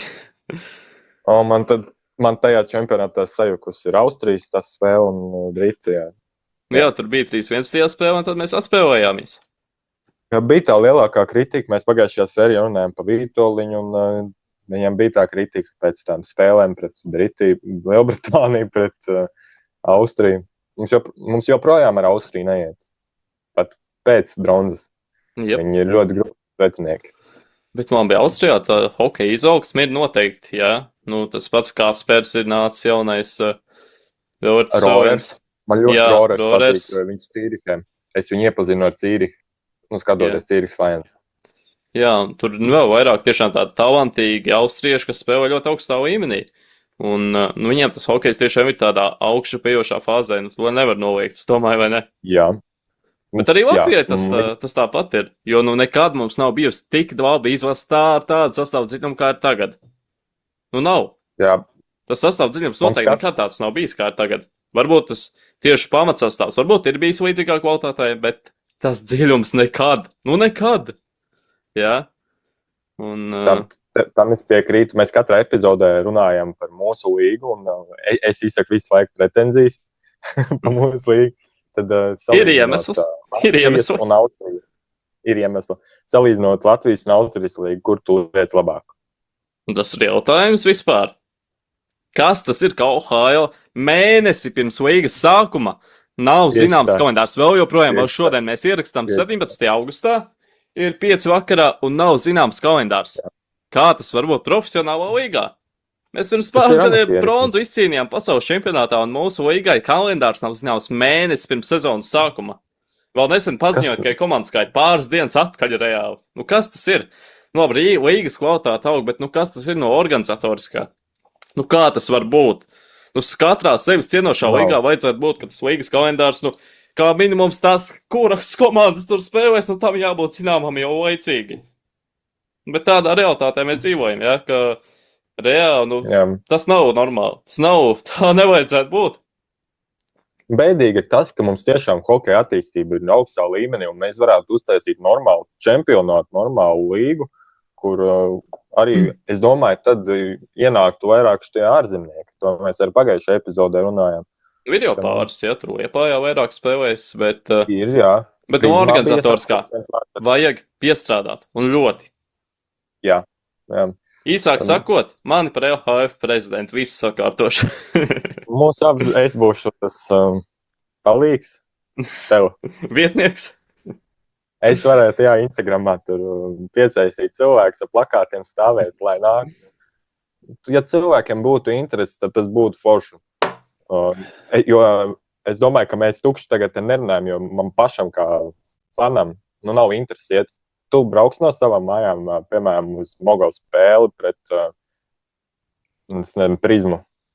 Tu būtu gatavs braukt? Nu, man tas tavs nāk. Nu, man tuvāk Jelgava, es Ubalgu Zemgals spēlēs, vai nu līmenis palielina tas pats, salīdzinot ar Mogo. Bet... Jā, nav tā interesi, nav tā piesaisti, kad gribētos tiešām braukt. Man tas ir ļoti tuvu, man 10 minūšu attālumā no mājām. Es tavā situācijā noteikti iet spēlēm. To es varu pateikt. Bet no tā organizatoriskā, tas ir vienkārši kosmos. Un es to saku, tāpēc, ka man rūp hokejs, man rūp arī Latvijas vietējā līga, vai tur viss būtu augstā līmenī, vai tur viss būtu kārtībā. Tieši tā. Līmenis ir. Daugaviņš arī šogad spēlēs Mogo, paskatāmies, jā. Tur vairāk tas pats Gīns Meija, jā. Nu, sakārtojam visu tādā ziņā. Nu, sakārtojam, jā. Būs arī interesi, atnāks no faniem, vajag. Mēs jau iepriekšējā epizodē runājām, vai vienā no iepriekšējām, ka vajag mārketingu sakārtot, vajag to visu sakārtot, un tad arī tā interesi augs. Jo, paskatāmies uz Zeļu piemēru. Ienāca komanda ar vienkārši izcilu mārketingu, izcilu darbību, nu tagad viņi ierokās spēlēs. Nedēļu mārketingu, protams, tikai, bet viņi spēja piesaistīt fandus. Ņemam piemēru no viņiem. Komandas, lūdzu, ņemiet, skatieties. Prasiet Edgaram Buļam, kā viņš to paveica. Nu, labi, par finansētas īsti gan jau, ka nesanāks, jo no hokeja arī vienīgi tā čempionu vai kur varētu spēlēt, teiksim, Latvijas komanda. Bet, tas atkal nav tas īsti, Eiropas tomēr kaut kas pavisam cits un Eirolīga. Bet ņemam piemēru no Zeļiem, ņemam piemēru arī no Liepājas var mācīties tāpat, ka Malgo komandī, Liepājā ir marketingu arī, viss ir ļoti labi, un tur arī nāk cilvēks spēlēm reāli. Mācamies no viņiem. Starp citu, es esmu ļoti priecīgs, ka tagad arī Daugavpils atgriezīsies kopā ar HK Rīgu. Bet viņi kopā ar hokeja skolu Rīga. Man tas liekas, tas ir forši, ka Daugavpils atgriežās, bet šitam man arī tā liekas, kas tas ir? Kāpēc? Rīga arī tagad pārbūvēs. Tur ko pārtaisīs, cik es saprotu. Tāpēc tas viens no iemesliem. Kāpēc jāmiksē komandu? Iedomājies, Floridā ar Edmontonu tiek samiksēt. Tu salīdzināji Latvijas Ohio ar NHL. Bet, es vienkārši to tādu tā domāju, un man tas neliekas baigi tā arī, lai piesaistītu cilvēku uzmanību. Es nezinu, vai tas ir labs tāds izgājiens, ka Kāpēc? tagad mēs... Rīgā ir vēl divas komandas, ir Mogo, ir Prizma. Nu, tagad sakombinēs. Tā ir jauniešu komanda, atceramies HS Rīga, ja? Jā. Tā nav, teiksim, gan. Prizma, ja, kas tur sakombinētas ar Daugavpilu, ja? Tā ir jauniešu komanda. Viņi audzina jaunos spēlētājus, un tajā, ka viņi sakombinējas ar Daugavpilu, es problēmu neredzu absolūti. Un Daugavpilī cilvēki nāks uz hokeju, tic, tu man. Nu, skatoties vēsturi, jā, tas gan. Un tu pieminēji to Zeļu piemēru par to, ka Zeļi ļoti labi ienāca marketingu. Tam es pilnībā piekrītu, jo Zeļi ir tā basketbola komanda, uz kuru spēles visu laiku plāno iet, jo viņiem marketings notiek, viņiem ir... Atslēgas vārds plāno. Kāpēc ne? Es nezinu, kāpēc. Godīgi, es nezinu. Gribās iet, un tūlītās kādas brīvdienas aiziešu, un pēkšņi mainās plāni vienkārši pēkšņi. Gadās. Cerēsim, ka mūsu hokeja līga uzlabosies. Bet tas, ka tagad divas komandas būs tā kā zem vienas komandas, man gan tas neliekas. Bet tā ir jauniešu komanda. Jauniešu, jā. Bet lai tagad tur būtu pilns, tā hala būtu pilna. Daugavpilī, domā, nebūs daudz cilvēku. Tur uz otrās līgas pēc spēka nāca, tiešām daudz cilvēku, esmu dzirdējis, jā. No cilvēkiem, kas tiešām iet uz tām spēlēm. Freibričatā tur bija viens cilvēks ielicis, ka tur arī uz otrās līgas spēlēm nāca cilvēki. Nāca. Un Zauhā noteikti būs vairāk. Varbūt, bet es nebraukšu. Daugavpils man arī tā diezgan tālu sanāk, jā. Tā tīri priekš hokeja diezgan dārgi sanāk, arī ņemot vērā degvielas cenas. Jā, bet es biju klātienē pastīties, kā spēlē Daugaviņš un Sodnieks Mogo. Tu zini, ka tur ir tie labie spēlētāji, tu redzi viņus, bet tā atmosfēra nav tāda, ka tu aizies, piemēram, uz arēnas pārbaudas spēli. Tur tāds dziesmas konkurss, viss, un tu uzreiz saproti, ka tur ir līmenis. Tas, ka tu redzi Sodnieku uz ledus, tur tā kā treniņā izstāst. Bet tu zini, kāpēc hokejā mums nav vēstures? Klubu hokejā nav vēstures. Tās komandas ir salīdzinoši jaunas un arī vēsture, jā. Tas pats Vefiņš, jā. Čehijā liela vēsture. Tas gan, jā. Un tas pats Vefiņš, jā, nav tur kaut kāds senlaiku klubs, jā. Kā tur futbolā ir klubi, kas ir dibināti 1900. gados. Labi, jā, bet 2000. gadu sākumā tomēr. Un Vefiņam tā vēsture ir kaut kādi, jā, izveidojusies, bet pārējiem Latvijas sporta klubiem kopumā tā ir problēma, jā. Arī futbolā, bet tur atkal ir līmenis, un tur ir atkal mārketingā viss kārtībā, jā. Hokejā nav mārketinga, organizatoriski viss ir nesakārtots. Un ja vēl šādā ziņā ir tādas novaidības, negluži novaidības, jā, vienkārši, ka nav vēstures, jā, tad tā ir tā, kā ir, jā. Arī bez vēstures varētu visu izdarīt, jā. Ja būtu mārketings labs un organizatorisks, viss sakārtots. Tur ir tā viss. Un šīs nots varam atgriezties pie Čehijas ekstralīgas. Roberts Mamčits turpinās spēlēt Karlovību arī, vai ne? Un, kā tev šķiet, vai viņam tā loma mainīsies, paliks tāda pati? Kā tur būs, tavuprāt? Es domāju, ka nemainīsies vai nekas, jo viņš jau iepriekšā sezonu tur aizvadīja. Un es esmu pastījies šī komandai spēles. Šī ir viena no tām komandām, kur man sanāca skatīties spēles šīs komandas dalību. Un es domāju, ka viņš ļoti labi spēlē tajā pozīcijā, kur viņš pašlaik ir iespēlēts. Un es domāju, ka nekas nav jāmaina. Jo viņam ir labs auguma parametrs, manuprāt. Jā, bet 1,90 m kā tev. Jā, kā apmēram tā kā es, jā, bet es domāju, ka viņam tā loma paliks tur tāda pati, un zemāk viņš noteikti nenokritīs. Un varbūt progresēs, cerams. Un es gribētu redzēt, ka vispār Elektrēna komanda progresētu, jo kas? Viņi labi spēlē, un es skatījos to spēli. Elektrēna? Elektrēna ir Lietuva. Enerģija. Enerģija. Es domāju, Elektrēna. Mamčits Elektrēna no savu nespēlēs kādu laiku, es tā ceru. Nē, nevajag. Lūdzu, nē. Enerģijas, jā. Laba komanda, ļoti labs vārdsargs viņiem ir. Vārdsargs ir, kas komandu velk. Pusi no komandas, kā saka. vārdsargs ir pusi no komandas, un var lūdzu pateikt, kā sauc to vārdsargu. Nē, man tūlīt tāds ir. Dominiks Vārdsargs sauc Froduls. Vēl Froduls, jā. Sajauc ar to otru vārdsargu. Čehs kara kādreiz, vismaz kādreiz KHL spēlēja, atceros. Tiešām zavīgi. Bet jā, Froduls. Tiešām tāds stabils vārdsargs, un viņš tiešām velk to komandu. Un ar sliktu vārdsargu līdz pusfinālām Čehijas ekstraligā tu neaiziesi. Jā, tev tur Magdēvis, protams, nespēlē, un vēl pāris tiešām tāda līmeņa zvaigznes. Bet vajag vārdsargu. Viņš nebūs Čehijā. Diemžēl.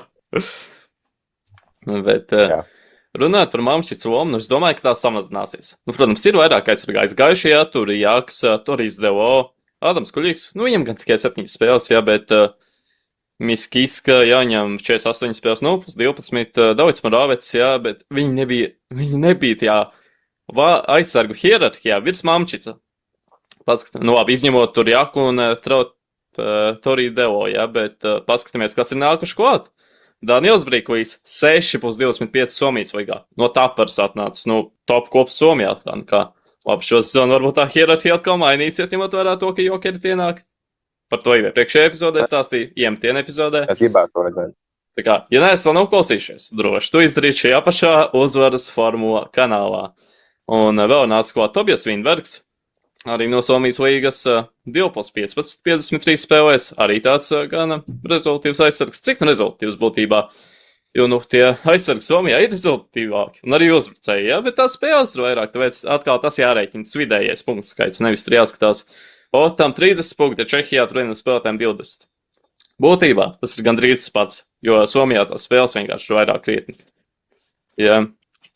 Par OHL, ko mēs vēl nepieminējām? Tikai 32 spēles būs. Tas tā liekas ļoti interesanti. Nav viena profesionāla līga ar tik maz spēlēm. Un to es īsti nesaprotu. Protams, tur izmaksas un tas viss, bet 32 spēles. No malas, tur skatās, teiksim, ārzemnieks, jā? 32 spēles, kas par čempionātu?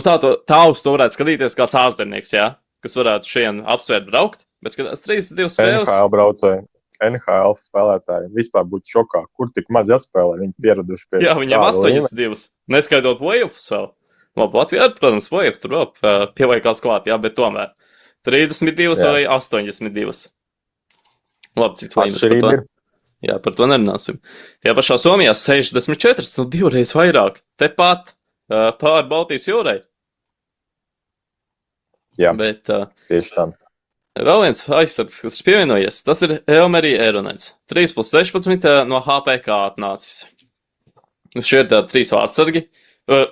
Aizsargi, protams, kas būs tā tiešām jau konkurenti Mamčicam. Skatāmies, kas ir aizgājuši Jaks un Torijs Devo tādiem. Tiešām top aizsargiem komandā Moravets arī pieskaidāms pie tiem, bet atnākuši arī tā tiešām zolīti spēlētāji, tāpēc es domāju, tā loma viņam varētu nedaudz samazināties, bet nedaudz tomēr, jā. Nebūs tā, ka viņš tur būs 7. aizsargs uzreiz. Bet viņš tur. Būtībā viņš diezgan daudz rotēja. Nebija tā, ka viņš tur būtu konkrēti 3. pāra aizsargs, jā. Ik pa laikam uzspēlēja 1, tad 3. visādi.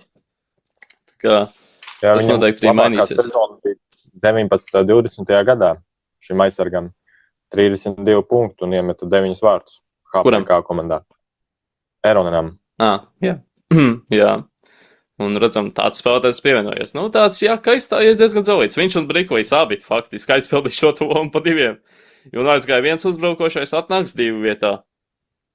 Un šī komanda arī tāda tendēta uz uzbraukošu aizsardzību. Atšķirībā no Jokeri, ko es jau iepriekš minēju, ja? Bet, kā es tos pārus saukt? Pirmajā es lieku Eironēnu Van Vinbergu. Abi Somi, redzēsim. Es domāju, ka viņi varētu tā diezgan labi saprasties, kā arī vienā valodā runāt, un tie Čehi, neko tur nesaprastu. Vēl viens plus starp citu.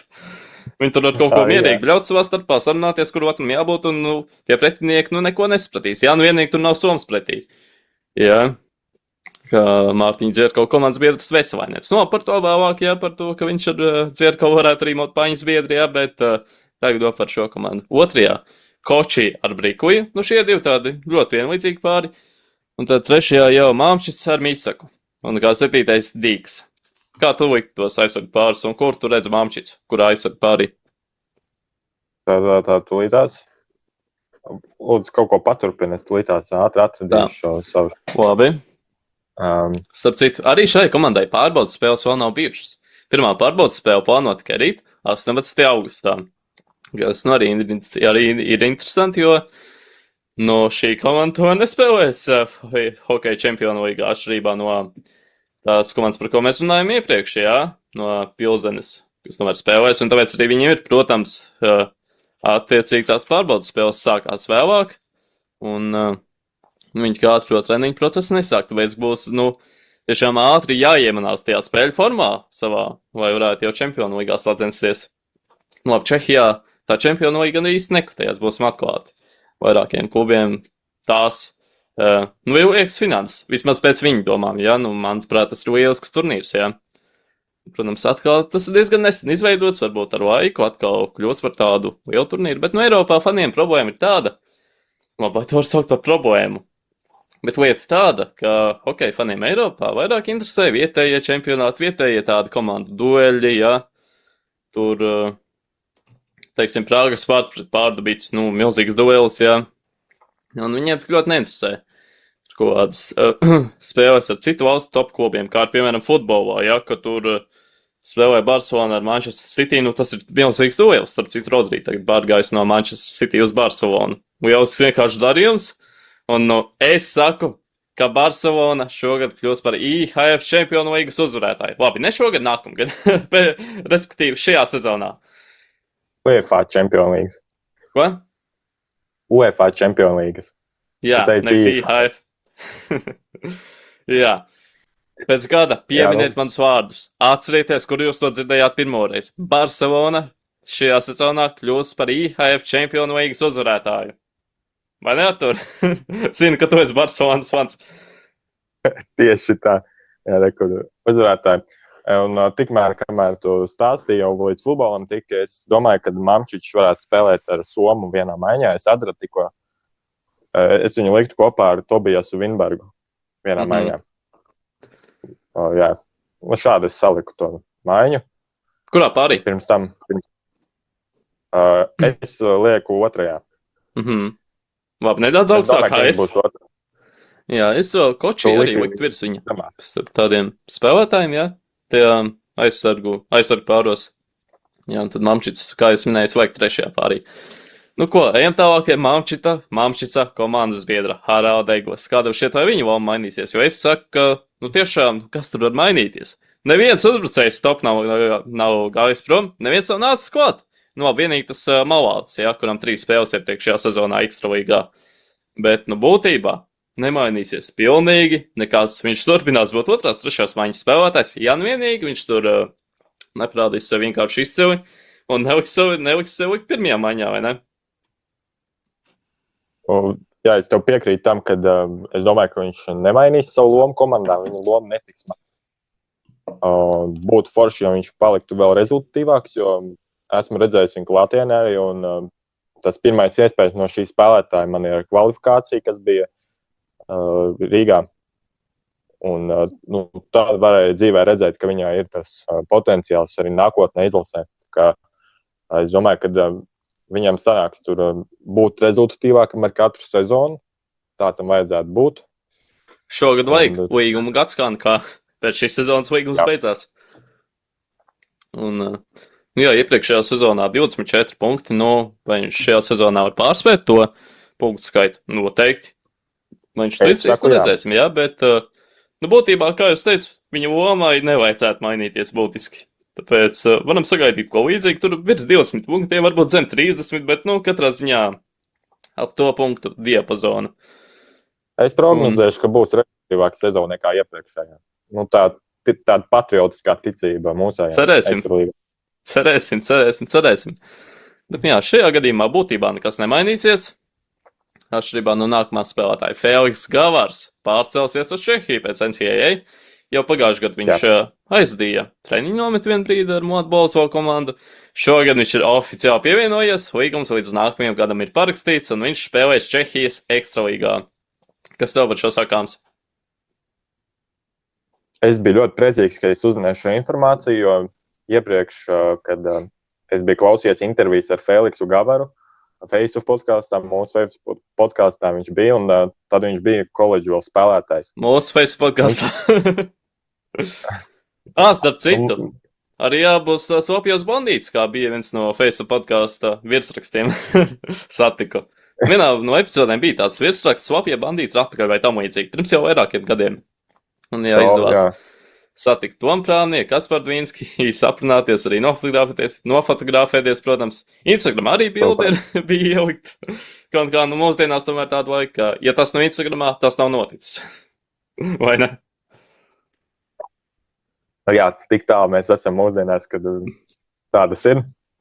Un par ko mēs tikko runājām? Mēs runājām par Gavaru. Fēlīks Gavaru. Viņš no koledžas ar, manuprāt, labu jauniešu hokeja pieredzi. Viņš ļoti ātrs un koledžā tajā ātrumi ir ļoti atšķirīgi nekā profesionālajā hokejā. Viņš ir pats Facebook podkāstā. Cik no atšķirīgi? Tur jau arī būtībā spēlē tie. Liela daļa ir tāda, kas uzreiz pēc NCAA var ielikt NHL, ielikt AHL, ielikt NHL, jā, nav tik būtiski tā ātruma atšķirība noteikti. Ko? Junior hokejs ar pieaugušo hokeju atšķirās. Bet NCAA gluži nav junior hokejs, jā. Protams, tur spēlē juniori, bet top juniori pārsvarā. Un arī šobrīd, pirms gada sāka maksāt NCAA, un tad arī turien pārvācās vairāk. Tur top spēlētāji jaunie, tas pats McKenna, vēl vairāk. NCAA tas līmenis ar katru gadu tiešām aug. Tas pats ir basī, jā, un cik tas ir pareizi, ka jaunie spēlētāji jau šādā vecumā var pelnīt lielu naudu, vēl neko īsti neizdarot, tas jau cits jautājums, bet, jā, NCAA līmenis ir gan augsts. Un par Gavaru runājot, kāda šeit kāda vietā? Ko? Jā, uzdev jautājumu. Kāda šeit kāda viņam tā loma varētu būt, jo pirmajā pārbaudas spēlē viņš bija pirmajā maiņā ar Hrādec un Rekonenu. Hrādec tāds viens no labākajiem čehu jauniem talantiem, viņam 20 gadi jau stabili var teikt, ka nostiprinājies ekstralīgā. Un jau otrajā pārbaudas spēlē viņš bija atkal pirmajā maiņā, bet jau ar Grīgeru un Škovicki. Kādu šķiet, kādā maiņā un ar kādiem spēlētājiem viņš varētu spēlēt jau tad, kad pienāks klāta regulārā sezona, jo trešajā pārbaudas spēlē viņš laukumā īsti nedavās. Viņš nedavās laukumā pret Spartu. Es domāju, ka viņam tiks dota iespēja kā jauniem spēlētājiem no NCAA parādīt sevi un pierādīt savus ātrumus. Un es viņu lieku trešajā maiņā. Trešajā maiņā kopā ar Aleksu Rekonenu un Jordanu Martelu. Šie ir viņa... Kurš centrā spēlēs? Ko? Kurš centrā? Viņam īsti nav centrs, tur tā problēma varētu būt.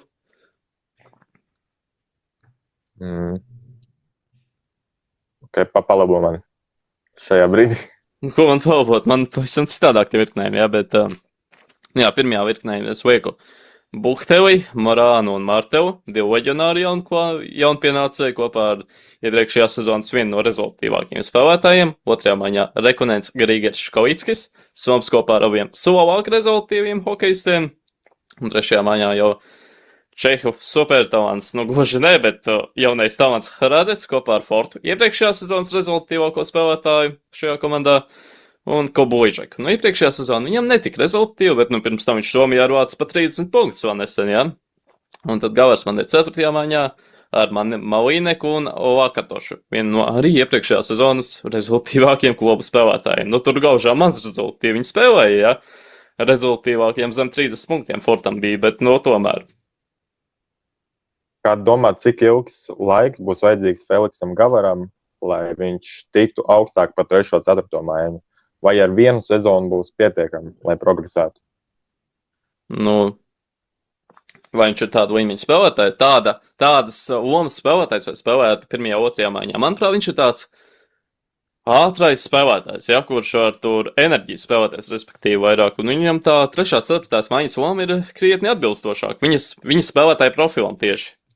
Tās kvalitātes viņam ir, protams, jā. Arī NCAA viņš ir krājis virs 20 punktiem, bet tomēr, jā. Viņš tomēr ir vairāk tāds enerģijas spēlētājs. Kā tev šķiet? Vai viņš varētu spēlēt arī 1. un 2. maiņā, jo par to es pat ļoti šaubos. pirmajā sezonā es noteikti šaubos par to, ka viņš varētu tikt pirmajā, otrajā maiņā. Es domāju, ka viņš būs 4., 3. maiņas spēlētājs pirmās 2 sezonas noteikti. Ja viņš arī tur paliks Čehijā un nostabilizēsies, tad es prognozēju, ka tuvāko 5 gadu laikā vajadzētu viņam tā progresēt, lai viņš tiktu pirmajā, otrajā maiņā, jo es viņu arī redzu kā tādu 3., 4. maiņas ātro spēlētāju. Manuprāt, ir svarīga lieta tāda, ka viņš ir jauns. Cik nu jauns? 24 gadi. Bet karjeras sākums, profesionāls karjeras sākums, manuprāt, viņam tagad tieši būs. Negluži jauns, bet drīzāk nepieredzējis, ja? Jā, hokeja ziņā viņš ir nepieredzējis, un tad, kad es uzzināju šo informāciju, ka viņš ir nonācis Čehijā, uzreiz sapratu to un padomāju pie sevis, ka profesionālā karjera viņam ir beidzot sāksies. Viņam ir līgums, viņš sāks pelnīt naudu, un šādai komandai, kurā viņš ir, es domāju, viņš būs noderīgs. Un ar laiku cerams, ka viņš attīstīsies. Varbūt viņš kaut kur citur aizies, bet labi, ka viņš profesionāli sācis spēlēt. Tas ir pozitīvi. Jo, jau, protams, līmenis ir augsts, bet tas nav tomēr tas pats, kas Čehijas ekstralīga. Ne tuvu būsim atklāti, jā. Nē. Vispār nav klāt liekama līga, jā. Protams, nav arī tā, ka būtu kaut kāda pagraba līga, jā, bet Čehijas ekstralīga. Vācijas D-līga, Somijas augstākā līga, tur Šveices līga un SHL jau vēl tā līmenī, jā. Bet tās Eiropas top līgas tomēr kotējās virs NCAA, par to es esmu pilnīgi pārliecināts. Kaut kad arī vajadzētu uztaisīt ap citu līgas rangu, tādu Eiropas vai arī pasaules līgu rangu. Tas būtu interesants. Bet pirms mums par to otru īpašo epizodi jātiek galā, jā. Kaut kādi, jā. Mums taču ir tā viena epizode, kur... Dārgie skatītāji, klausītāji, epizode būs, īpašā epizode būs, kur mēs sarindosim 10 labākās Latvijas izlases spēles, tādas spilgtākās, negluži labākās, jā. Un gaidiet, būs kad, to vēl nezinām, varbūt šonadēļ, varbūt nākamnedēļ, varbūt pēc pusgada, varbūt pēc gada, to redzēsim, skatīsimies, jā. Bet epizode īpašā būs. Tad, ka būs nākamā epizode. Ko?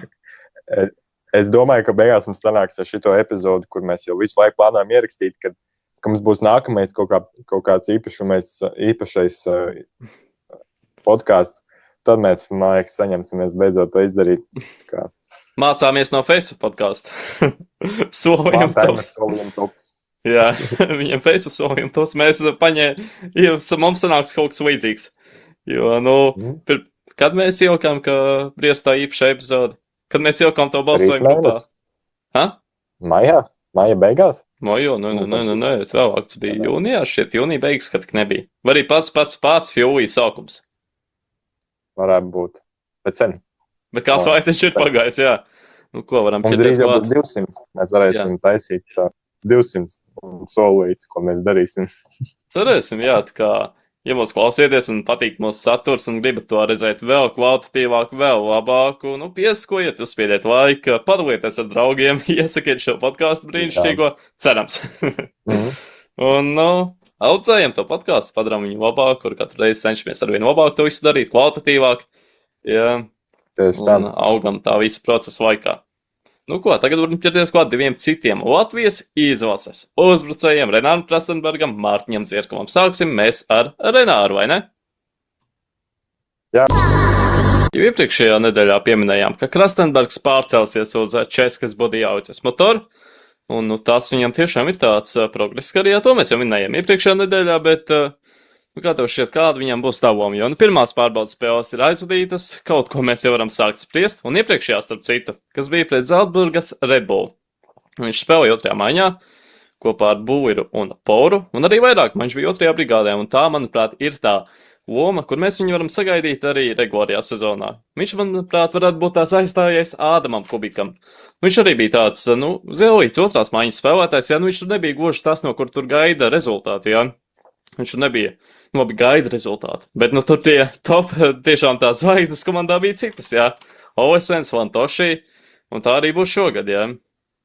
Un es tiešām redzu, ka Krastenbergs arī spēlēs tie 2. vairākuma brigādē. Pirmajā tur bija Kundrāteks, Ovesens, Vantoši, Āls un Bēls. Tas es domāju, ka būs tā arī sezonas gaitā. Un 2. brigādē bija Krastenbergs, Buirs, Pors, arī starp citu viņa mājas biedri, un klāt viņiem Kovačeks un Stencels. Nu, kas tev sakāms par šo, un vai tev šķiet, ka tā būs arī regulārajā sezonā, vai tas bija tikai šīm pārbaudas spēlēm tā? Jo es domāju, ka tieši tāds virknējums Krastenbergs, Buirs un Paurs, nu, tās būtu tas, ko mēs arī varētu ieraudzīt sezonas gaitā. Varbūt ar ko pamainīt, bet, nu, redzēsim. Es izveidoju arī mājiņas, kādas tās varētu izskatīties, un pēc tam tās arī nošaukšu, bet kā tev šķiet, kas tev sakāms par Krastenbergu lomu šajā pārbaudas spēlē, un vai tā būs līdzīga arī sezonā? Es domāju, ka līdzīgi vajadzētu būt arī sezonā, jo pārbaudas spēlēs viņš izstījās ļoti labi un spēlēja tieši tā, kā viņam vajag. Divās pārbaudas spēlēs viņam katrā bija 2 vārti, starp citu. Tas ir ļoti labs rādītājs un piekrīt arī tavam teiktajam, ka viņš otrajā vairākumā spēlēs. Viņš iedarās tādā līmenī, kā Čehijā, viņš iedarās kā labs, bīstams spēlētājs jebkurai komandai, un es viņus lieku ar tiem pašiem spēlētājiem, ar kuriem tu ieliki viņu vienā maiņā. Es domāju, ka viņam sezonas laikā būs progress. Bet viņam esi jauka, treneris jauka. Jā, treneris ielika, bet tu apstiprināji, ka tāds varētu būt sezonā. Es sezonā liktu viņus kopā tos visus spēlētājus, kurus tu nosauc, ka viņš labi spēlēs, domāju, un būs top 2 latvietis, no kura mēs redzēsim labas statistikas rādītājus sezonas laikā. Bet, protams, kad sezonas sākums, domāju, ka būs tāds ieskrējiens, un tad sezonas vidus būs tas labākais punkts, manuprāt, treneram Krastenbergam. Galvenais ir iesākt labi. Vai neatvojuši? Jā, galvenais atslēgt vārtus vaļā, un tad viss aiziet. Jā.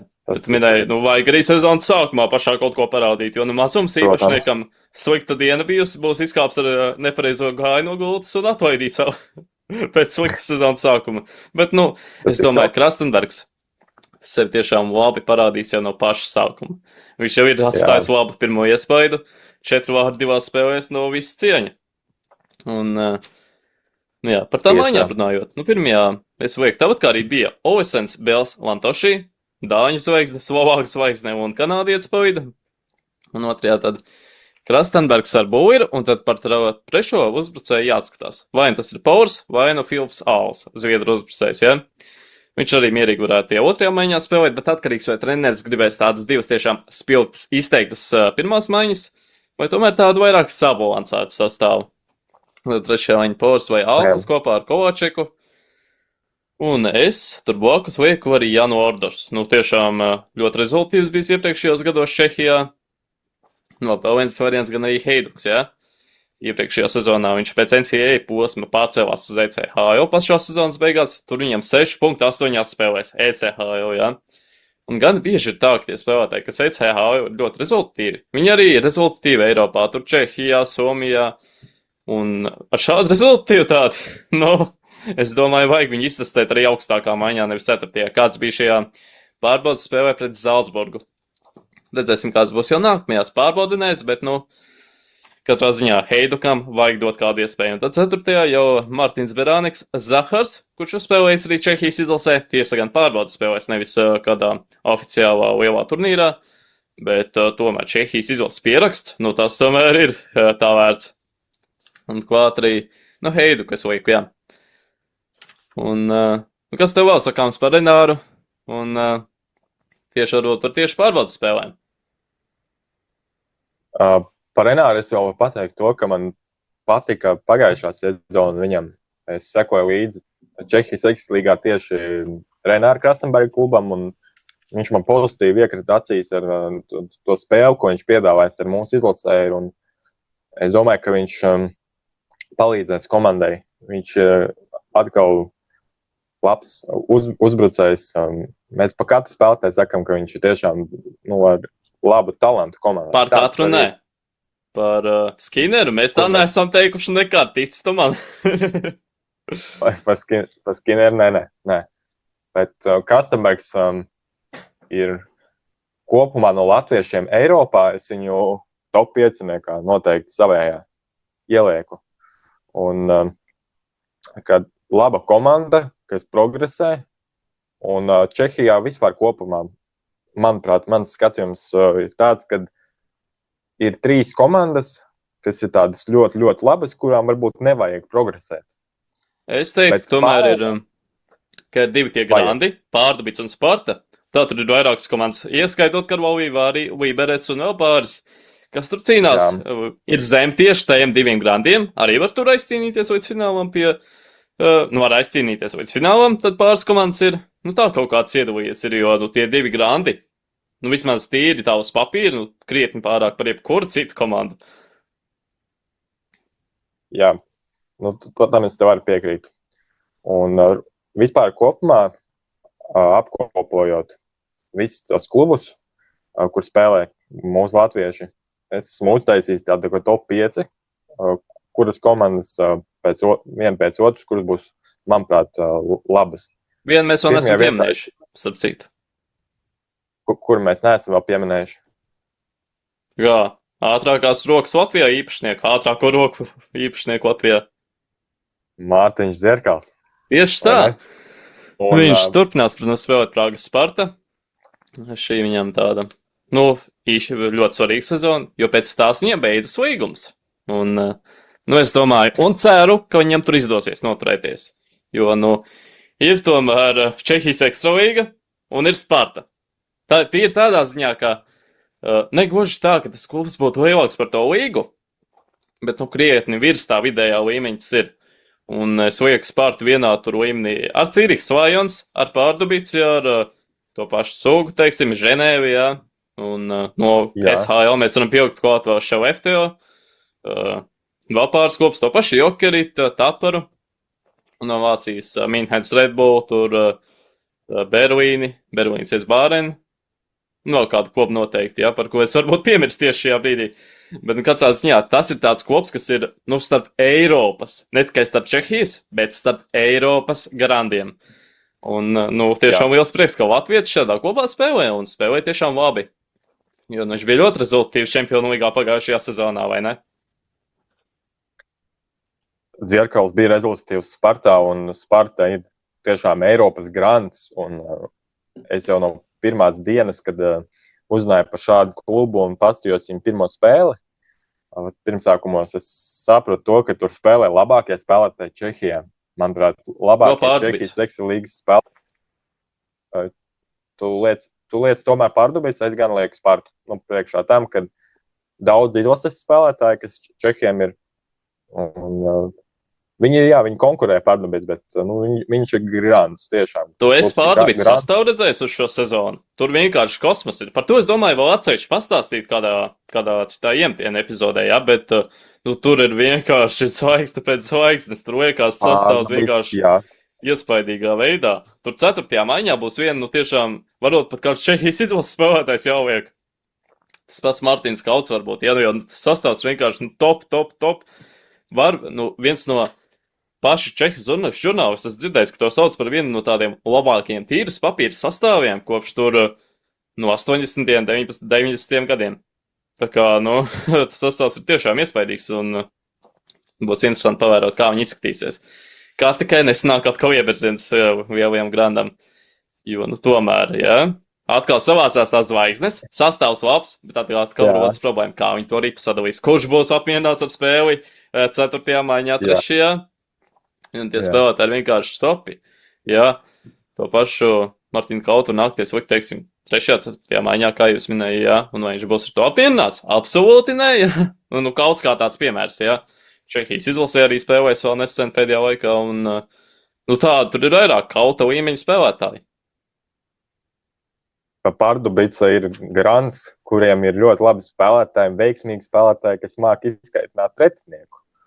Izvest tā no pacietības, un Freiba podkāstā es dzirdēju, kur Freibergs tā diezgan negatīvi runā par Sedlaku, kas spēlē Pārdubicai, ka viņš māk tur grūstīt un ierēt pretiniekiem, ka Sparta un Pārdubica tiešām ir tie grandi, un es domāju, ka jau tagad pat mēs, domāju, varam prognozēt to, ka šīs abas divas komandas sezonas beigās būs turnīra augstdaļā. Tas skaidrs. Ja nebūs, tad tā ir absolūta izgāšanās. Trenerim jālido. Un kam tik vēl nevar būt par kopu prezidentam? Nu, labi, es tagad pārspīlēju, ja, bet, Labi, tik traki nē. Bet es lieku tomēr, es zinu, ka tu darīsi savādāk, bet es lieku pirmajā vietā Spartu. Es ticu Spartai vairāk nekā Pardubicai un Pardubic otrā, tie top klubi. Bet var arī būt otrādāk, pilnīgi noteikti. To nezinu, jo abiem ir augsta meistarība un prieks, ka Dzierkavs ir starp tiem spēlētājiem, kas Čempionu līgā, kas Ekstra līgā, Čehijas Ekstra līgā, ir tas spēlētājs, kas komandai dod rezultātu. Un viņš izmanto tās ātrākās rokas arī Spartā. Nav tā, ka viņš... Kāda šķiet, kāda viņam būs tā loma? Šosezon mainīsies, pauks tāda pati? Es domāju, ka ja viņš turpina spēlēt tā, kā viņš nospēlē iepriekšējo sezonu, tā loma varētu pat uzlaboties. Es liktu uz to, ka viņam loma uzlabosies, jo viņš ir ļoti labs latvietis tajā komandā, kas met gols ar iekšā, un ko es atceros no iepriekšējās sezonas, viņš palicis spilgt atmiņā to, ka viņam visveiksmīgāk sanāca spēlēt Čempionu līgā, tad, kad viņš ar Spartu spēlēja. Un Spartai arī ir ļoti labi tas, ka viņi spēlē uz mazāko laukumu, kas, man liekas, vispār ir Čehijas Ekstra līgā. Tā varētu būt, vai ne? Viņiem tas laukums ļoti mazāks salīdzinot ar citām komandām. Iespējams. Un dinamiskāks uzreiz. Šaubos, bet iespējams. Un kad Dzierkavs tur ieslēdz kājas, tad izstās kā NHL-ā. Un viņiem maiņu partneri ir pietiekami labi, lai viņš varētu uzlaboties. Un vārdsargs viņiem Kovarš. Ir grants. Un tur viņi būtībā daudz to spēles laiku. Ir Kovārs un ir Kornērs. Starp citu, Kovāržam līgums beidzas pēc šīs sezonas, kā varbūt viņam būs pēdējā sezona. Un viņš tiešām ir tāda. Ko? Nu, es nezinu, viņam 38 gadi tomēr, varbūt pats izlems beigt, jā. Bet Moskavāvis Dženonī, viņam pār 40 nospēlē un ļoti labi spēlē. Kā redzēsim? Nu, viņš labi spēlē, bet komanda labi nespēlē, ja mēs runājam par Cūgu. Tas mans viedoklis, ka Cūga. Es atceros pagājušos play-offos, kad mēs podkāstu sākumā runājām par play-offiem. Šveicē tur viņiem diezgan švak gāja Davos. Man liekas, ja? Jā. Man liekas, jā. Bet es domāju, ka šajā sezonā varētu būt labāk. Nu, kā kaut kad jau tam gudošajam tīģerim ir jāceļās. Jā. Tā vajadzētu būt. Viņi, starp citu, Cīrhei viens spēlētāji nozaguši ir. Vincents Rorer. Iepriekšējā sezonā viņš tur tika izīrēts. Šo sezonu Cūgā. Redzēsim, kā viņam tur izdosies iekļauties. Bet labi. Par Šveici mums, domāju, būs cits podkāsts, vai ne? Taisīsim apskatu pirms Nacionālās līgas sezonas. Tur vajadzēs taisīt noteikti arī tādu pašu apskatu, kā šodien šajā podkāstā. Vēl lielāk. Ir daudz, vēl lielāk, jā, es domāju, jo tā ir man vēl pazīstamāka līga nekā man arī. Tagad es iepazinu. Ar šo epizodu es iepazinu vienlaicīgi, runājot, es iepazinu Čehijas Ekstra līgu, bet Šveici jau es pazīstu. Tagad tur varētu tā brīvāk arī runāt un izteikt viedokļus vairāk. Es tā domāju. Jā, bet par Dzierkavu es esmu diezgan pārliecināts, ka ja viņš nerāda brīnums, viņam tā loma samazinās. Kāpēc? Jā, nu, nav man nekas pret Dzierkavu. Es ļoti ceru, ka viņam tā loma pat paliks lielāka, bet es tam īsti neticu. Nu, ir gājuši promā brāļi Vitohi, abi 4. maiņas spēlētāji. Janī Lainens iepriekšējā sezonā tur spēlēja ļoti maz. Pašā sezonas sākumā viņam 6 spēles, tas arī viss Čehijas Ekstra līgā tieši. Un tad gūt traumu. Un pašskatāmies, kas ir nākuši klāt. Ježī Sekačs, Matejs Būmels. Nu, tie ir tādi 2 spēlētāji, kas noteikti spēlēs top maiņās. Un tu nomaini vienu, kas tur spēlēja pašā sezonas sākumā tikai, un 2 4. maiņas spēlētājs vēl nestabils, starp citu, kas nav tā kārtīgi nostiprinājušies. Pret 2 no šādiem čehu spīdekļiem, kas arī izlasē spēlējuši un tā. Nu ko, es esmu arī salicis tās maiņas, kādas tās varētu būt. Pirmajā maiņā es lieku Būmelu kopā ar Hlapīku un Spačaku šo čehu duo, un tad 2. maiņā jau Sekāču kopā ar Šoru un Žepīku, 3. maiņā Kusals, Horāks, Hika, 4. Veselainens, Kristofs Rabīgs un Mārtiņš Dzierkavs mūsu paša. Kā tu tās maiņas liktu? Kur tu redzi Dzierkavu? Es viņu redzu 2. maiņā, un es domāju, ka viņam vajadzētu spēlēt kopā ar Sekaču. Es viņu gribētu redzēt ar viņu kopā spēlējot vienā maiņā. Kā 1. vai 2. maiņa noteikti, jo viņš ir, manuprāt... 1. es vairāk saku otro. Ja kā es teicu, ja viņš progresē, tad viņš ies pirmo maiņu. Jo es teicu, ka viņš progresēs. Bet es domāju, ka viņš sāks otrajā. Un cerēsim, ka viņam tur labi ies. Kopā es viņu lieku ar Blūmelu. Un otru uzbrucēju es Spačiku lieku. Yeah. Viņš ir 103 uzbrucējs. Ļoti atšķirīgas prognozes mums par to, kur viņš spēlēs, kurā maiņā, kādā lomā. Jo, es domāju, ka viņš tomēr vēl izteiktāk būs tāds kapātājs, kas tur mazākumā spēlēs, 4. maiņā ļoti solīdi spēlēs, tāda loma viņam bija arī faktiski pagājušajā sezonā. Viņš 3. maiņā gan spēlēja, bet, joprojām, Bet, kur no šiem spēlētājiem to iet 4. maiņā? Tad Hiku, Horāku, Kusavu, Žepīku, Šauru, Sekārču, Spačeku, Flapīku, Blomelu. Kur no viņiem to iet? Kā domā, vai treneris būs to gatavs darīt? Jo Kusavam virs 30 punktiem. Viņš tāds it kā acīm redzamākais variants, tāds mazāk zināmais, bet iepriekšējā sezonā virs 30 punktiem. Un to viņu vajag 4. maiņā? Ja jāizvēlās kāds no spēlētājiem, ko likt 4. maiņā, es Šlapiku liktu. Flapīku? Viņš vēl nesen bija viens no līgas rezultātīvākiem spēlētājiem. Labi, kāds jau jāliek tur būs, vai Zirkals, vai Kāds tur jāliek, bet iepriekšējais spēlētājs, skatoties viņa statistiku, es tikko pastījos, negribās nevienu likt tik zemu. Dzirkals arī it kā ne, bet tur reāli saproti, ka Dzirkals ir tomēr citas lomas spēlētājs tādā ziņā, ka viņš ir visatbilstošākais 4. maiņas lomai tieši arī. Un tie visi spēlētāji, viņi ir vairāk tādi uz meistarību tendēti, uz apspēlēšanu tieši. Dzirkals arī var apspēlēt pretinieku, var iemest to ripiņu vārtos, bet tomēr, Dzirkals ir krietni atbilstošāk 4. maiņā tieši pēc spēlētāja profila.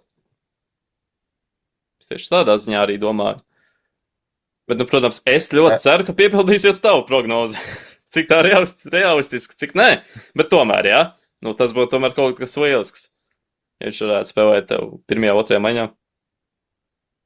Tas būtu lieliski, bet ja tā reāli, tad kāds jāliek 4. maiņu, tad skatoties tiem čehiem, kas ir līderi, tad Dzirkals būtu tāds realistiskākais variants, ka viņš varētu nonākt tajā 4. maiņā, bet cerams, ka tā nebūs. Jā, bet kopumā Spartai arī tā aizsardzības līnija viss tās laba. Kā. Ja Pārdubits tā bruņojas, tad Spartai ar kaut kas būs jāveik pretī, un tad mēs redzēsim to grandu kauju. Un tā aizsardzība. 1. pārī es lieku Mašīnu ar Knotu, un 2. pārī Kreičiks. Pisiks, starp citu, par Pisiku runājot, bija pirms kāda laika vēl runas, ka viņš varētu Rīgas Dynamo spēlēt, vēl tajos laikos, Kā es atceros, bija tāds runas, kad viņš vēl Dalsā spēlēja. Tas bija pirms... tieši tas bija pirms 2021.-2022. gada sezonas, kad Sergejs Zubovs bija pārņēmis komandu. Ka bija vēl runas, ka Pisiks varētu spēlēt Rīgas Dynamo.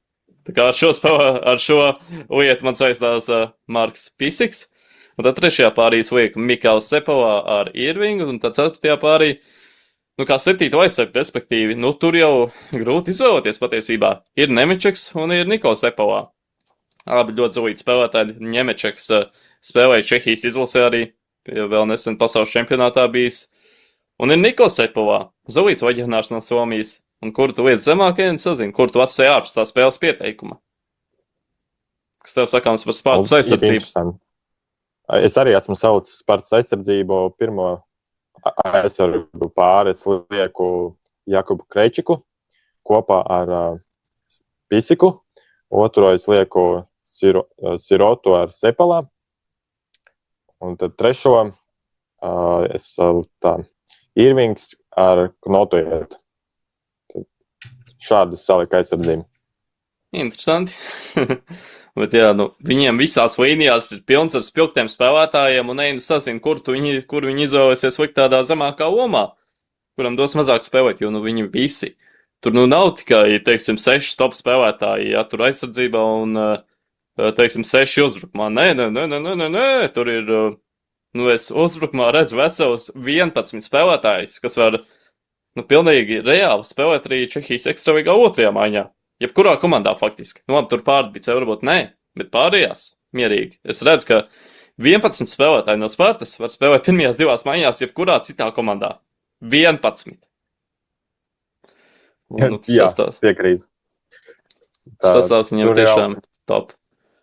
Un arī tie vārdsargi, ir 2 ļoti augstu līmeņu vārdsargi. Un iepriekšējā sezonā ļoti līdzīgs spēļu dalījums bija. Kovāžam 24, Koordināram 22.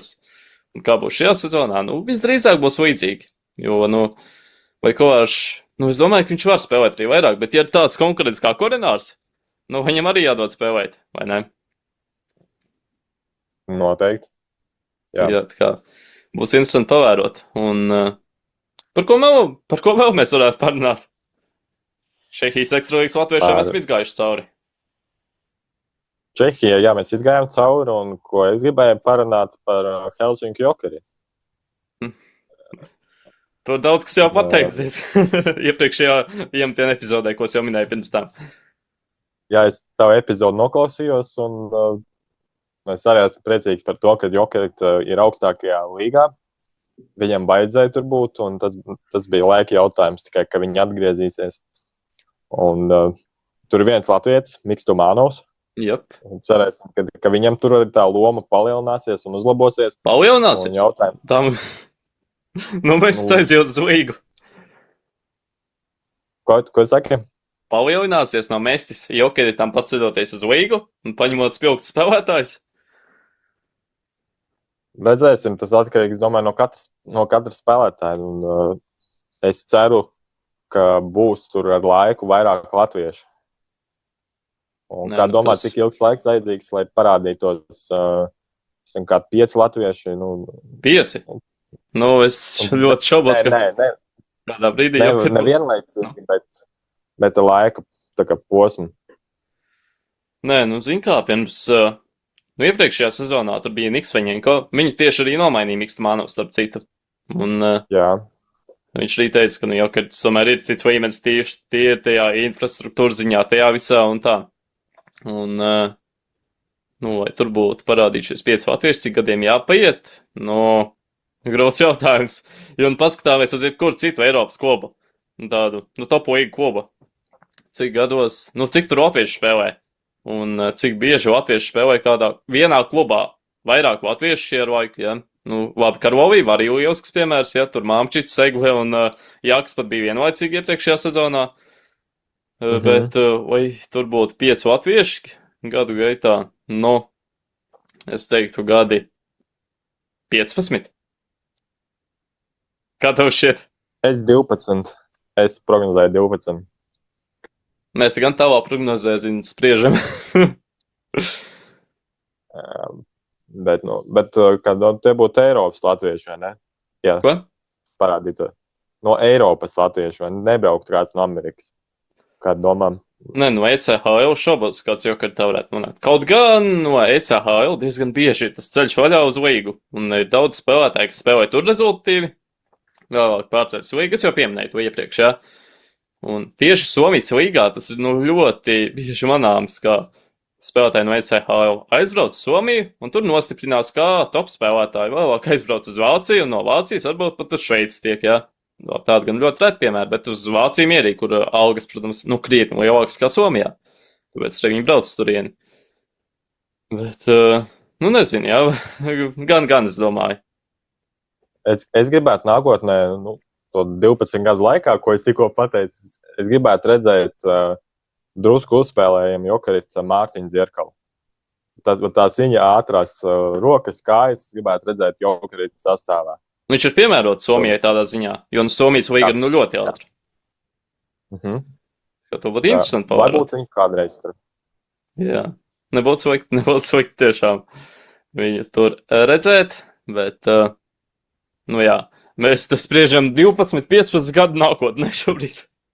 Bet uz Dzierkals tiešām domāju, ka viņš pēc Spartas mierīgi varētu aiziet uz to pašu Jokeri. Jo skaidrs, ka Jokeritam tas budžets nav tāds kā Spartai, jā. Un Jokeritā Dzierkalam arī noteikti būtu lielāka loma nekā Spartā. Jo viņš tur, kā minimums, absolūtais minimums 3. maiņa. Un 2. vairākuma brigāde, es teiktu. Redzēsim, varbūt viņiem budžets atkal palielināsies, un viņi būs, bagātāki par to pašu Taparu, kuriem, aptuveni tur 3,5 miljoni. Tā vismaz tiek runāts, ka viņiem varētu būt tāds aptuveni budžets, un Jokeritam 3 miljoniem, ja viņi palielinātu atkal tur, es nezinu, teiksim 4, ja tad varbūt atkal tā situācija varētu pamainīties, un Dzirkals, labi, nezinu, redzēsim īsāk sakot, bet Dzirkalu katrā ziņā mēs tur gribētu redzēt, tas ir skaidrs, un tas kops no tās formas, viens no maniem mīļākajiem kopiem arī tādā ziņā, tie ir to formu tā vizuālā ziņā. Tiešām, ka iekrīt acīs. Tu skaties, un tas ir Jokerit. Ar neko citu nesajauks. Es domāju, ka viņiem nākamo sezonu izdosies jau būt līgas līderiem. Saspēlēsies, domāju, tie visi spēlētāji, un vajag atgriezt atpakaļ tos laikus, kas bija KHL. Viņa KHL, Helsinki Jokerit, visi komandi zināja, kas ir Helsinki Jokerit. Es pat biju vienreiz klātienē uz spēli pret Helsinki Jokerit, kur Rīgas Dynamo spēlēja 0-7, Jokerit uzvarēja. Jā, un pēc 0-7 tiešām grūti kaut ko pateikt. Grūti kaut ko teikt. Un, es atceros spilgtu KHL laiks Jokeritam. Tās spēles bija forši skatīties, un otrs favorītu klubs bija Jokerit. Starp citu, daudziem arī. Runājot par to teicienu, Normand Sējai, ko es tikko pieminēju. Noskaties to interviju ar viņu. Delf bija. Es šodien gribēju viņu skatīties, bet nepaspēju vēl nostīties. Kad noteikti, kad ļoti iespējams noklausīšos pēc tā, ko tu līdz pateiks. Jā, kopumā tā intervija bija diezgan interesanta. Es noklausījos kādu tur pusstundu pagaidām. Bet, es dzirdēju, ka jāapklausās tās pēdējās 10 minūtes apmēram. Tur viņš tā ļoti divnomīgi, tā kā zutis. Ne tā kā Kristaps zutis, bet tiešām tā kā zivs, jā. Tur tā ocījās, ka tikai, jā, par iespējamo trenēšanu Krievijā. Viņš teica, tur piedāvājumi atbilstoši nav bijuši, bet izklāsījās tā divdomīgi, ka viņš tur arī mierīgi varētu braukt. Tīri pēc tā, ko viņš pateica, jā. Ka, tur nebija tāda piedāvājuma, jā, ko es tur apsvērtu. Ja būtu piedāvājumi, tad brauktu. Kas to zina? Tas tā likās dīvai, nedaudz sabojāja arī to pēcgaršu, bet tā kopumā paklausīties ir interesanti viņu, ja? Un to, ka viņš tiešām godīgi visu pasaka. Tādā ziņā interesanti, bet atkal tas tā tomēr sabojāja to visu pēcgaršu. Ko? Noklausīšos to interviju un tā būs gan jau ka interesanti. Jā, es iesaku tiešām. Bet, jā. Tas beigas drusciņi tomēr sabojāja to visu pasākumu, jo, jā. Negatīvs izteikums, kas tāds... Sabojā priekšstatu par cilvēku. Un daudz ko pasaka arī. Tas, man liekas, pats sliktākā lieta, kad pirmais iespējas un pēdējais kaut kas, kad tu kaut ko pasaki, tad tu atcerēsies visi. Un hokejā tas bieži ir. Andri Geto, reti, kurš no latviešiem grib intervēt pēc pirmās intervijas. Kopumā jau top spēlētājs, jā? Bet intervijā viņam nevēlk. Jā, tur ļoti īsi atbildēja. Atceramies to gadījumu. Ja tev vajadzētu kādu jautājumu tu viņam uzdotu, lai tā intervija nebūtu 3 sekundes gara. Es nezinu, galvenais jau neuzdot kaut kādus klasiskos jautājumus. Nē, ja tas būtu hokeja spēles laikā vai vienkārši citā? Nē, pēc pirmā perioda, piemēram, zaudē, tur 0-2 viņa komanda zaudē. Spēle Rīgā? Jā, Šaumjārēna. Tie ir tā, lai interesantāk paprasīt kādu ledus kvalitāti. Atceramies, ko Miks Indrašs savulaik teica. Leģendāra intervija tiešām. Tas vienkārši tā. Vienkārši tāds parasti nenīgs intervijās paprasīt par vārdu. Varbūt tur viņš gribētu tā plašāk izpausties. To es atceros spilgtu to epizodu. Kurš to neatceros? Vienkārši izcēl interviju. Es atceros, tur bija jautājums no Kaspara. Ko gribētu pamainīt pēc pirmā perioda? Vai kas nesanāca? Kaut kas tāds bija. Un visi zinām viņa atbildi par ledus kvalitāti. Grūti kaut ko pateikt, jo ledus ir pilnīgā dirsā. Šito es atceros. Grūti ko pateikt? Tur vai tā viņš teica? Varbūt neatceros tiešām tik precīzi, bet katrā ziņā. Viņš aizelsies, bija galīgi tāds nerunīgs. un pateicu, grūti kaut ko Tādos pateikt. brīžos arī nav godīgas atbildes. Tu nevari kaut ko tur samaloti, tu esi vienkārši piekus un tev vienkārši gribas atpūsties. Bet tieši tas, ko Toms mums stāstīja vairākas epizodes atpakaļ par tām intervijām, kad ir spēlētāji, kas jau ir izdomājuši, kur runās un runā ļoti daudz, bet visinteresantākās intervijas ir no tiem, kas maz runā. Un tad, kad viņi pasaka, bet, kad runā, tad runā. Jo Indrišs jau, man liekas, baigi daudz nav runājis, bet visiem paliek atmiņā viņu izteiciens pa ledu. Jā, starp citu, viņš vēl joprojām bez kluba. Nu, es ļoti ceru, ka viņam izdosies atrast darbu kādā toplīgā, jo viņš tomēr viens no maniem mīļākajiem spēlētājiem, teikšu atklāt, jā. Dīri pēc tāda spēles stila, jā, ka viņš tur snaiperis savā ziņā. Labi, iepriekšējā sezona vienkārši katastrofās Čehijas ekstralīgā, jau 1 piespēr 14 spēlēs, bet, nu, kopumā, jā, tas viņa spēles stils man ļoti patīk. Tāds gan fiziski spēcīgs, un tas viņa metiens no kreisās malas iesūdojoties. Atceries? Ko? Golu pret Zviedriju, atceries? Jā, viņš tur apmānīja viens Zviedru, un tas tur palika kaut kur sen, pēc piena jau bija aizgājis, un Indrišs tur skaisti trāpīja. Man TikTokā nosaukums, man nosaukums TikTokā Hockey Fire 70, tāpēc, kad Rīgas Dinamo laikos man Indrišs patīk kā spēlētājs, un tad viņš tiešām man arī patīk kā spēlē, un viņam vajadzētu būt, manuprāt, tādai konkrētai lomai komandā, jo es nezinu, kāpēc viņu izlasēm pamaz novērtē un klubā arī. Vai viņam tas laiks beidzies, es nezinu, bet tad, kad bija KHL, viņš Dinamo Maskavā labi spēlēja un Rīgas Dinamo labi spēlēja. Bet uz cik gadi pagājuši, jā? 4, vairāk jau? Jā, daudz. Un kā viņš jau tiešām pieredzējis? Es vienreiz paskatījos, cik viņam gadi ir, un es biju visu šokā, jā? 36 jau. Šogad viņam paliks vai palika, kā? To precīzi neatceros, bet katrā ziņā, 90. gadā dzimušais viņš ir. Es biju nedaudz šokā, teikšu atklāti. Jā, gadi iet un skrien. Jā. Par ko vēl vai parunā? Pa Indrišu, ko es gribēju pateikt, vēl vienu teikumu, ka pašlaik viņam karjerā ir tāds, man liekas, klusākais periods, arī pastījos Elites prospektā. Un pašlaik viņam, iepriekšējo 3 gadu posmā viņam ir bijis grūti ar to klubu atrašanu. Viņš mēģināja klubus atrast ilgāku laiku, tā kā uzspēlēja. Allsvenskan jau viņam apgāja. Allsvenskan bija labs posms, bet arī, ne tik pietiekami ilgs laiks, lai varētu nosaukt to par tādu labu sezonu, kas priekš viņa, manuprāt, pagā. Viņš bija viens no rezultīvākajiem spēlētājiem visā līgā. Tajā gadā tieši. Tad, kad viņš spēlēja, bet viņš šādi beidz spēlēt. Cik viņš sezonas nospēlēja? 1. 2 Tad SHL arī bija rezultīvs, virs 20 punktiem. Jā, es gribētu viņu redzēt Zviedrijā, bet... es tā domāju, ka viņam... Čehijā vai nebija tajā komandā? Jā, viņš bija Mlāta Bolso komandā. Tad bija ļoti maz rezultīvs, tālāk jau uz Prešovu komandu Slovākijā. Un, ko es vēl par Indrišu gribētu teikt? Pagaidām es domāju, ka viņam tāds realistiskākais variants, un tas ir SHL vai Allsvenskan, jā, tādi 2 realistiskākie varianti. Kur viņam spēlēt? Paskatāmies, arī tas pats Mario Kempi iepriekšējā sezonā pievienojās ECKATS komandai. Arī tāds, meistarīgs, tas skaidrs, ka viņš ir, jā, bet tomēr gadi, jā, un Eiropas top klubi tomēr, skatās jaunākiem spēlētājiem biežāk. Mūsdienās īpaši aktuāli. Un tas pats Mario Kempi, skaidrs, ka viņš varētu Zviedrijā kādā klubā spēlēt. Bet vai viņam būtu tāda loma? Diez vai, jā.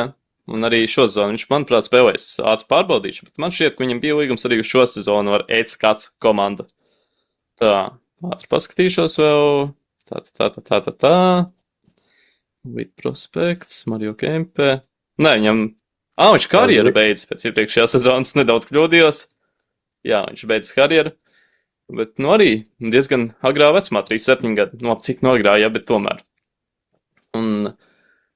Tas posms karjeru beigšanai, jā. Viņš, manuprāt, Indrišs ir ideāls spēlētājs pret priekš Zviedrijas līgas, priekš Zviedrijas hokeja. Somijā arī, bet es viņu vairāk redzētu tajā pašā komandā, ko viņš spēlēja. Kā to komandu izrunāt? Tu māki viņu pareizi izrunāt? Čehijā? Björnes? Nē, kur? Zviedrijā. Björnes?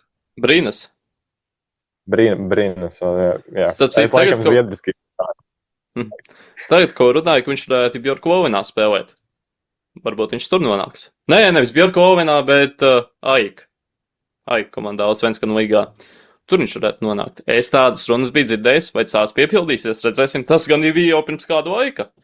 Jau, un varbūt arī tā interese bija, nesanāca vienoties. Nezinu, publiskā informācija nav. Nav mums hokejā tāds Fabricio Romano kā futbolā, kad visas detaļas uzzina. Kurš ar kuru ir ticies, kurš ar kuru runājis vispār. Nav, diemžēl. Vai tā futbolā tik traki ir? Jā. Nu, jā, Fabricio tik ziņo pa visu, un tu vari ātri uzzināt arī. Un viņš tiešām tāds sajūt brīžiem, ka visu zina. Un to, ko nezinu, to viņš paņem no tā paša Dāvida Ornšteina un vēl pāris tādiem top žurnālistiem. Labi, cik tādi ir tiešām top, jā. Bet, katrā ziņā, jā. Nu, ko esam apskatījuši vairākas tēmas, izanalizējuši arī kādu latviešu teicienu pašā epizodes sākumā. Un uz tikšanos nākamajās reizēs. Atā! Čau visiem!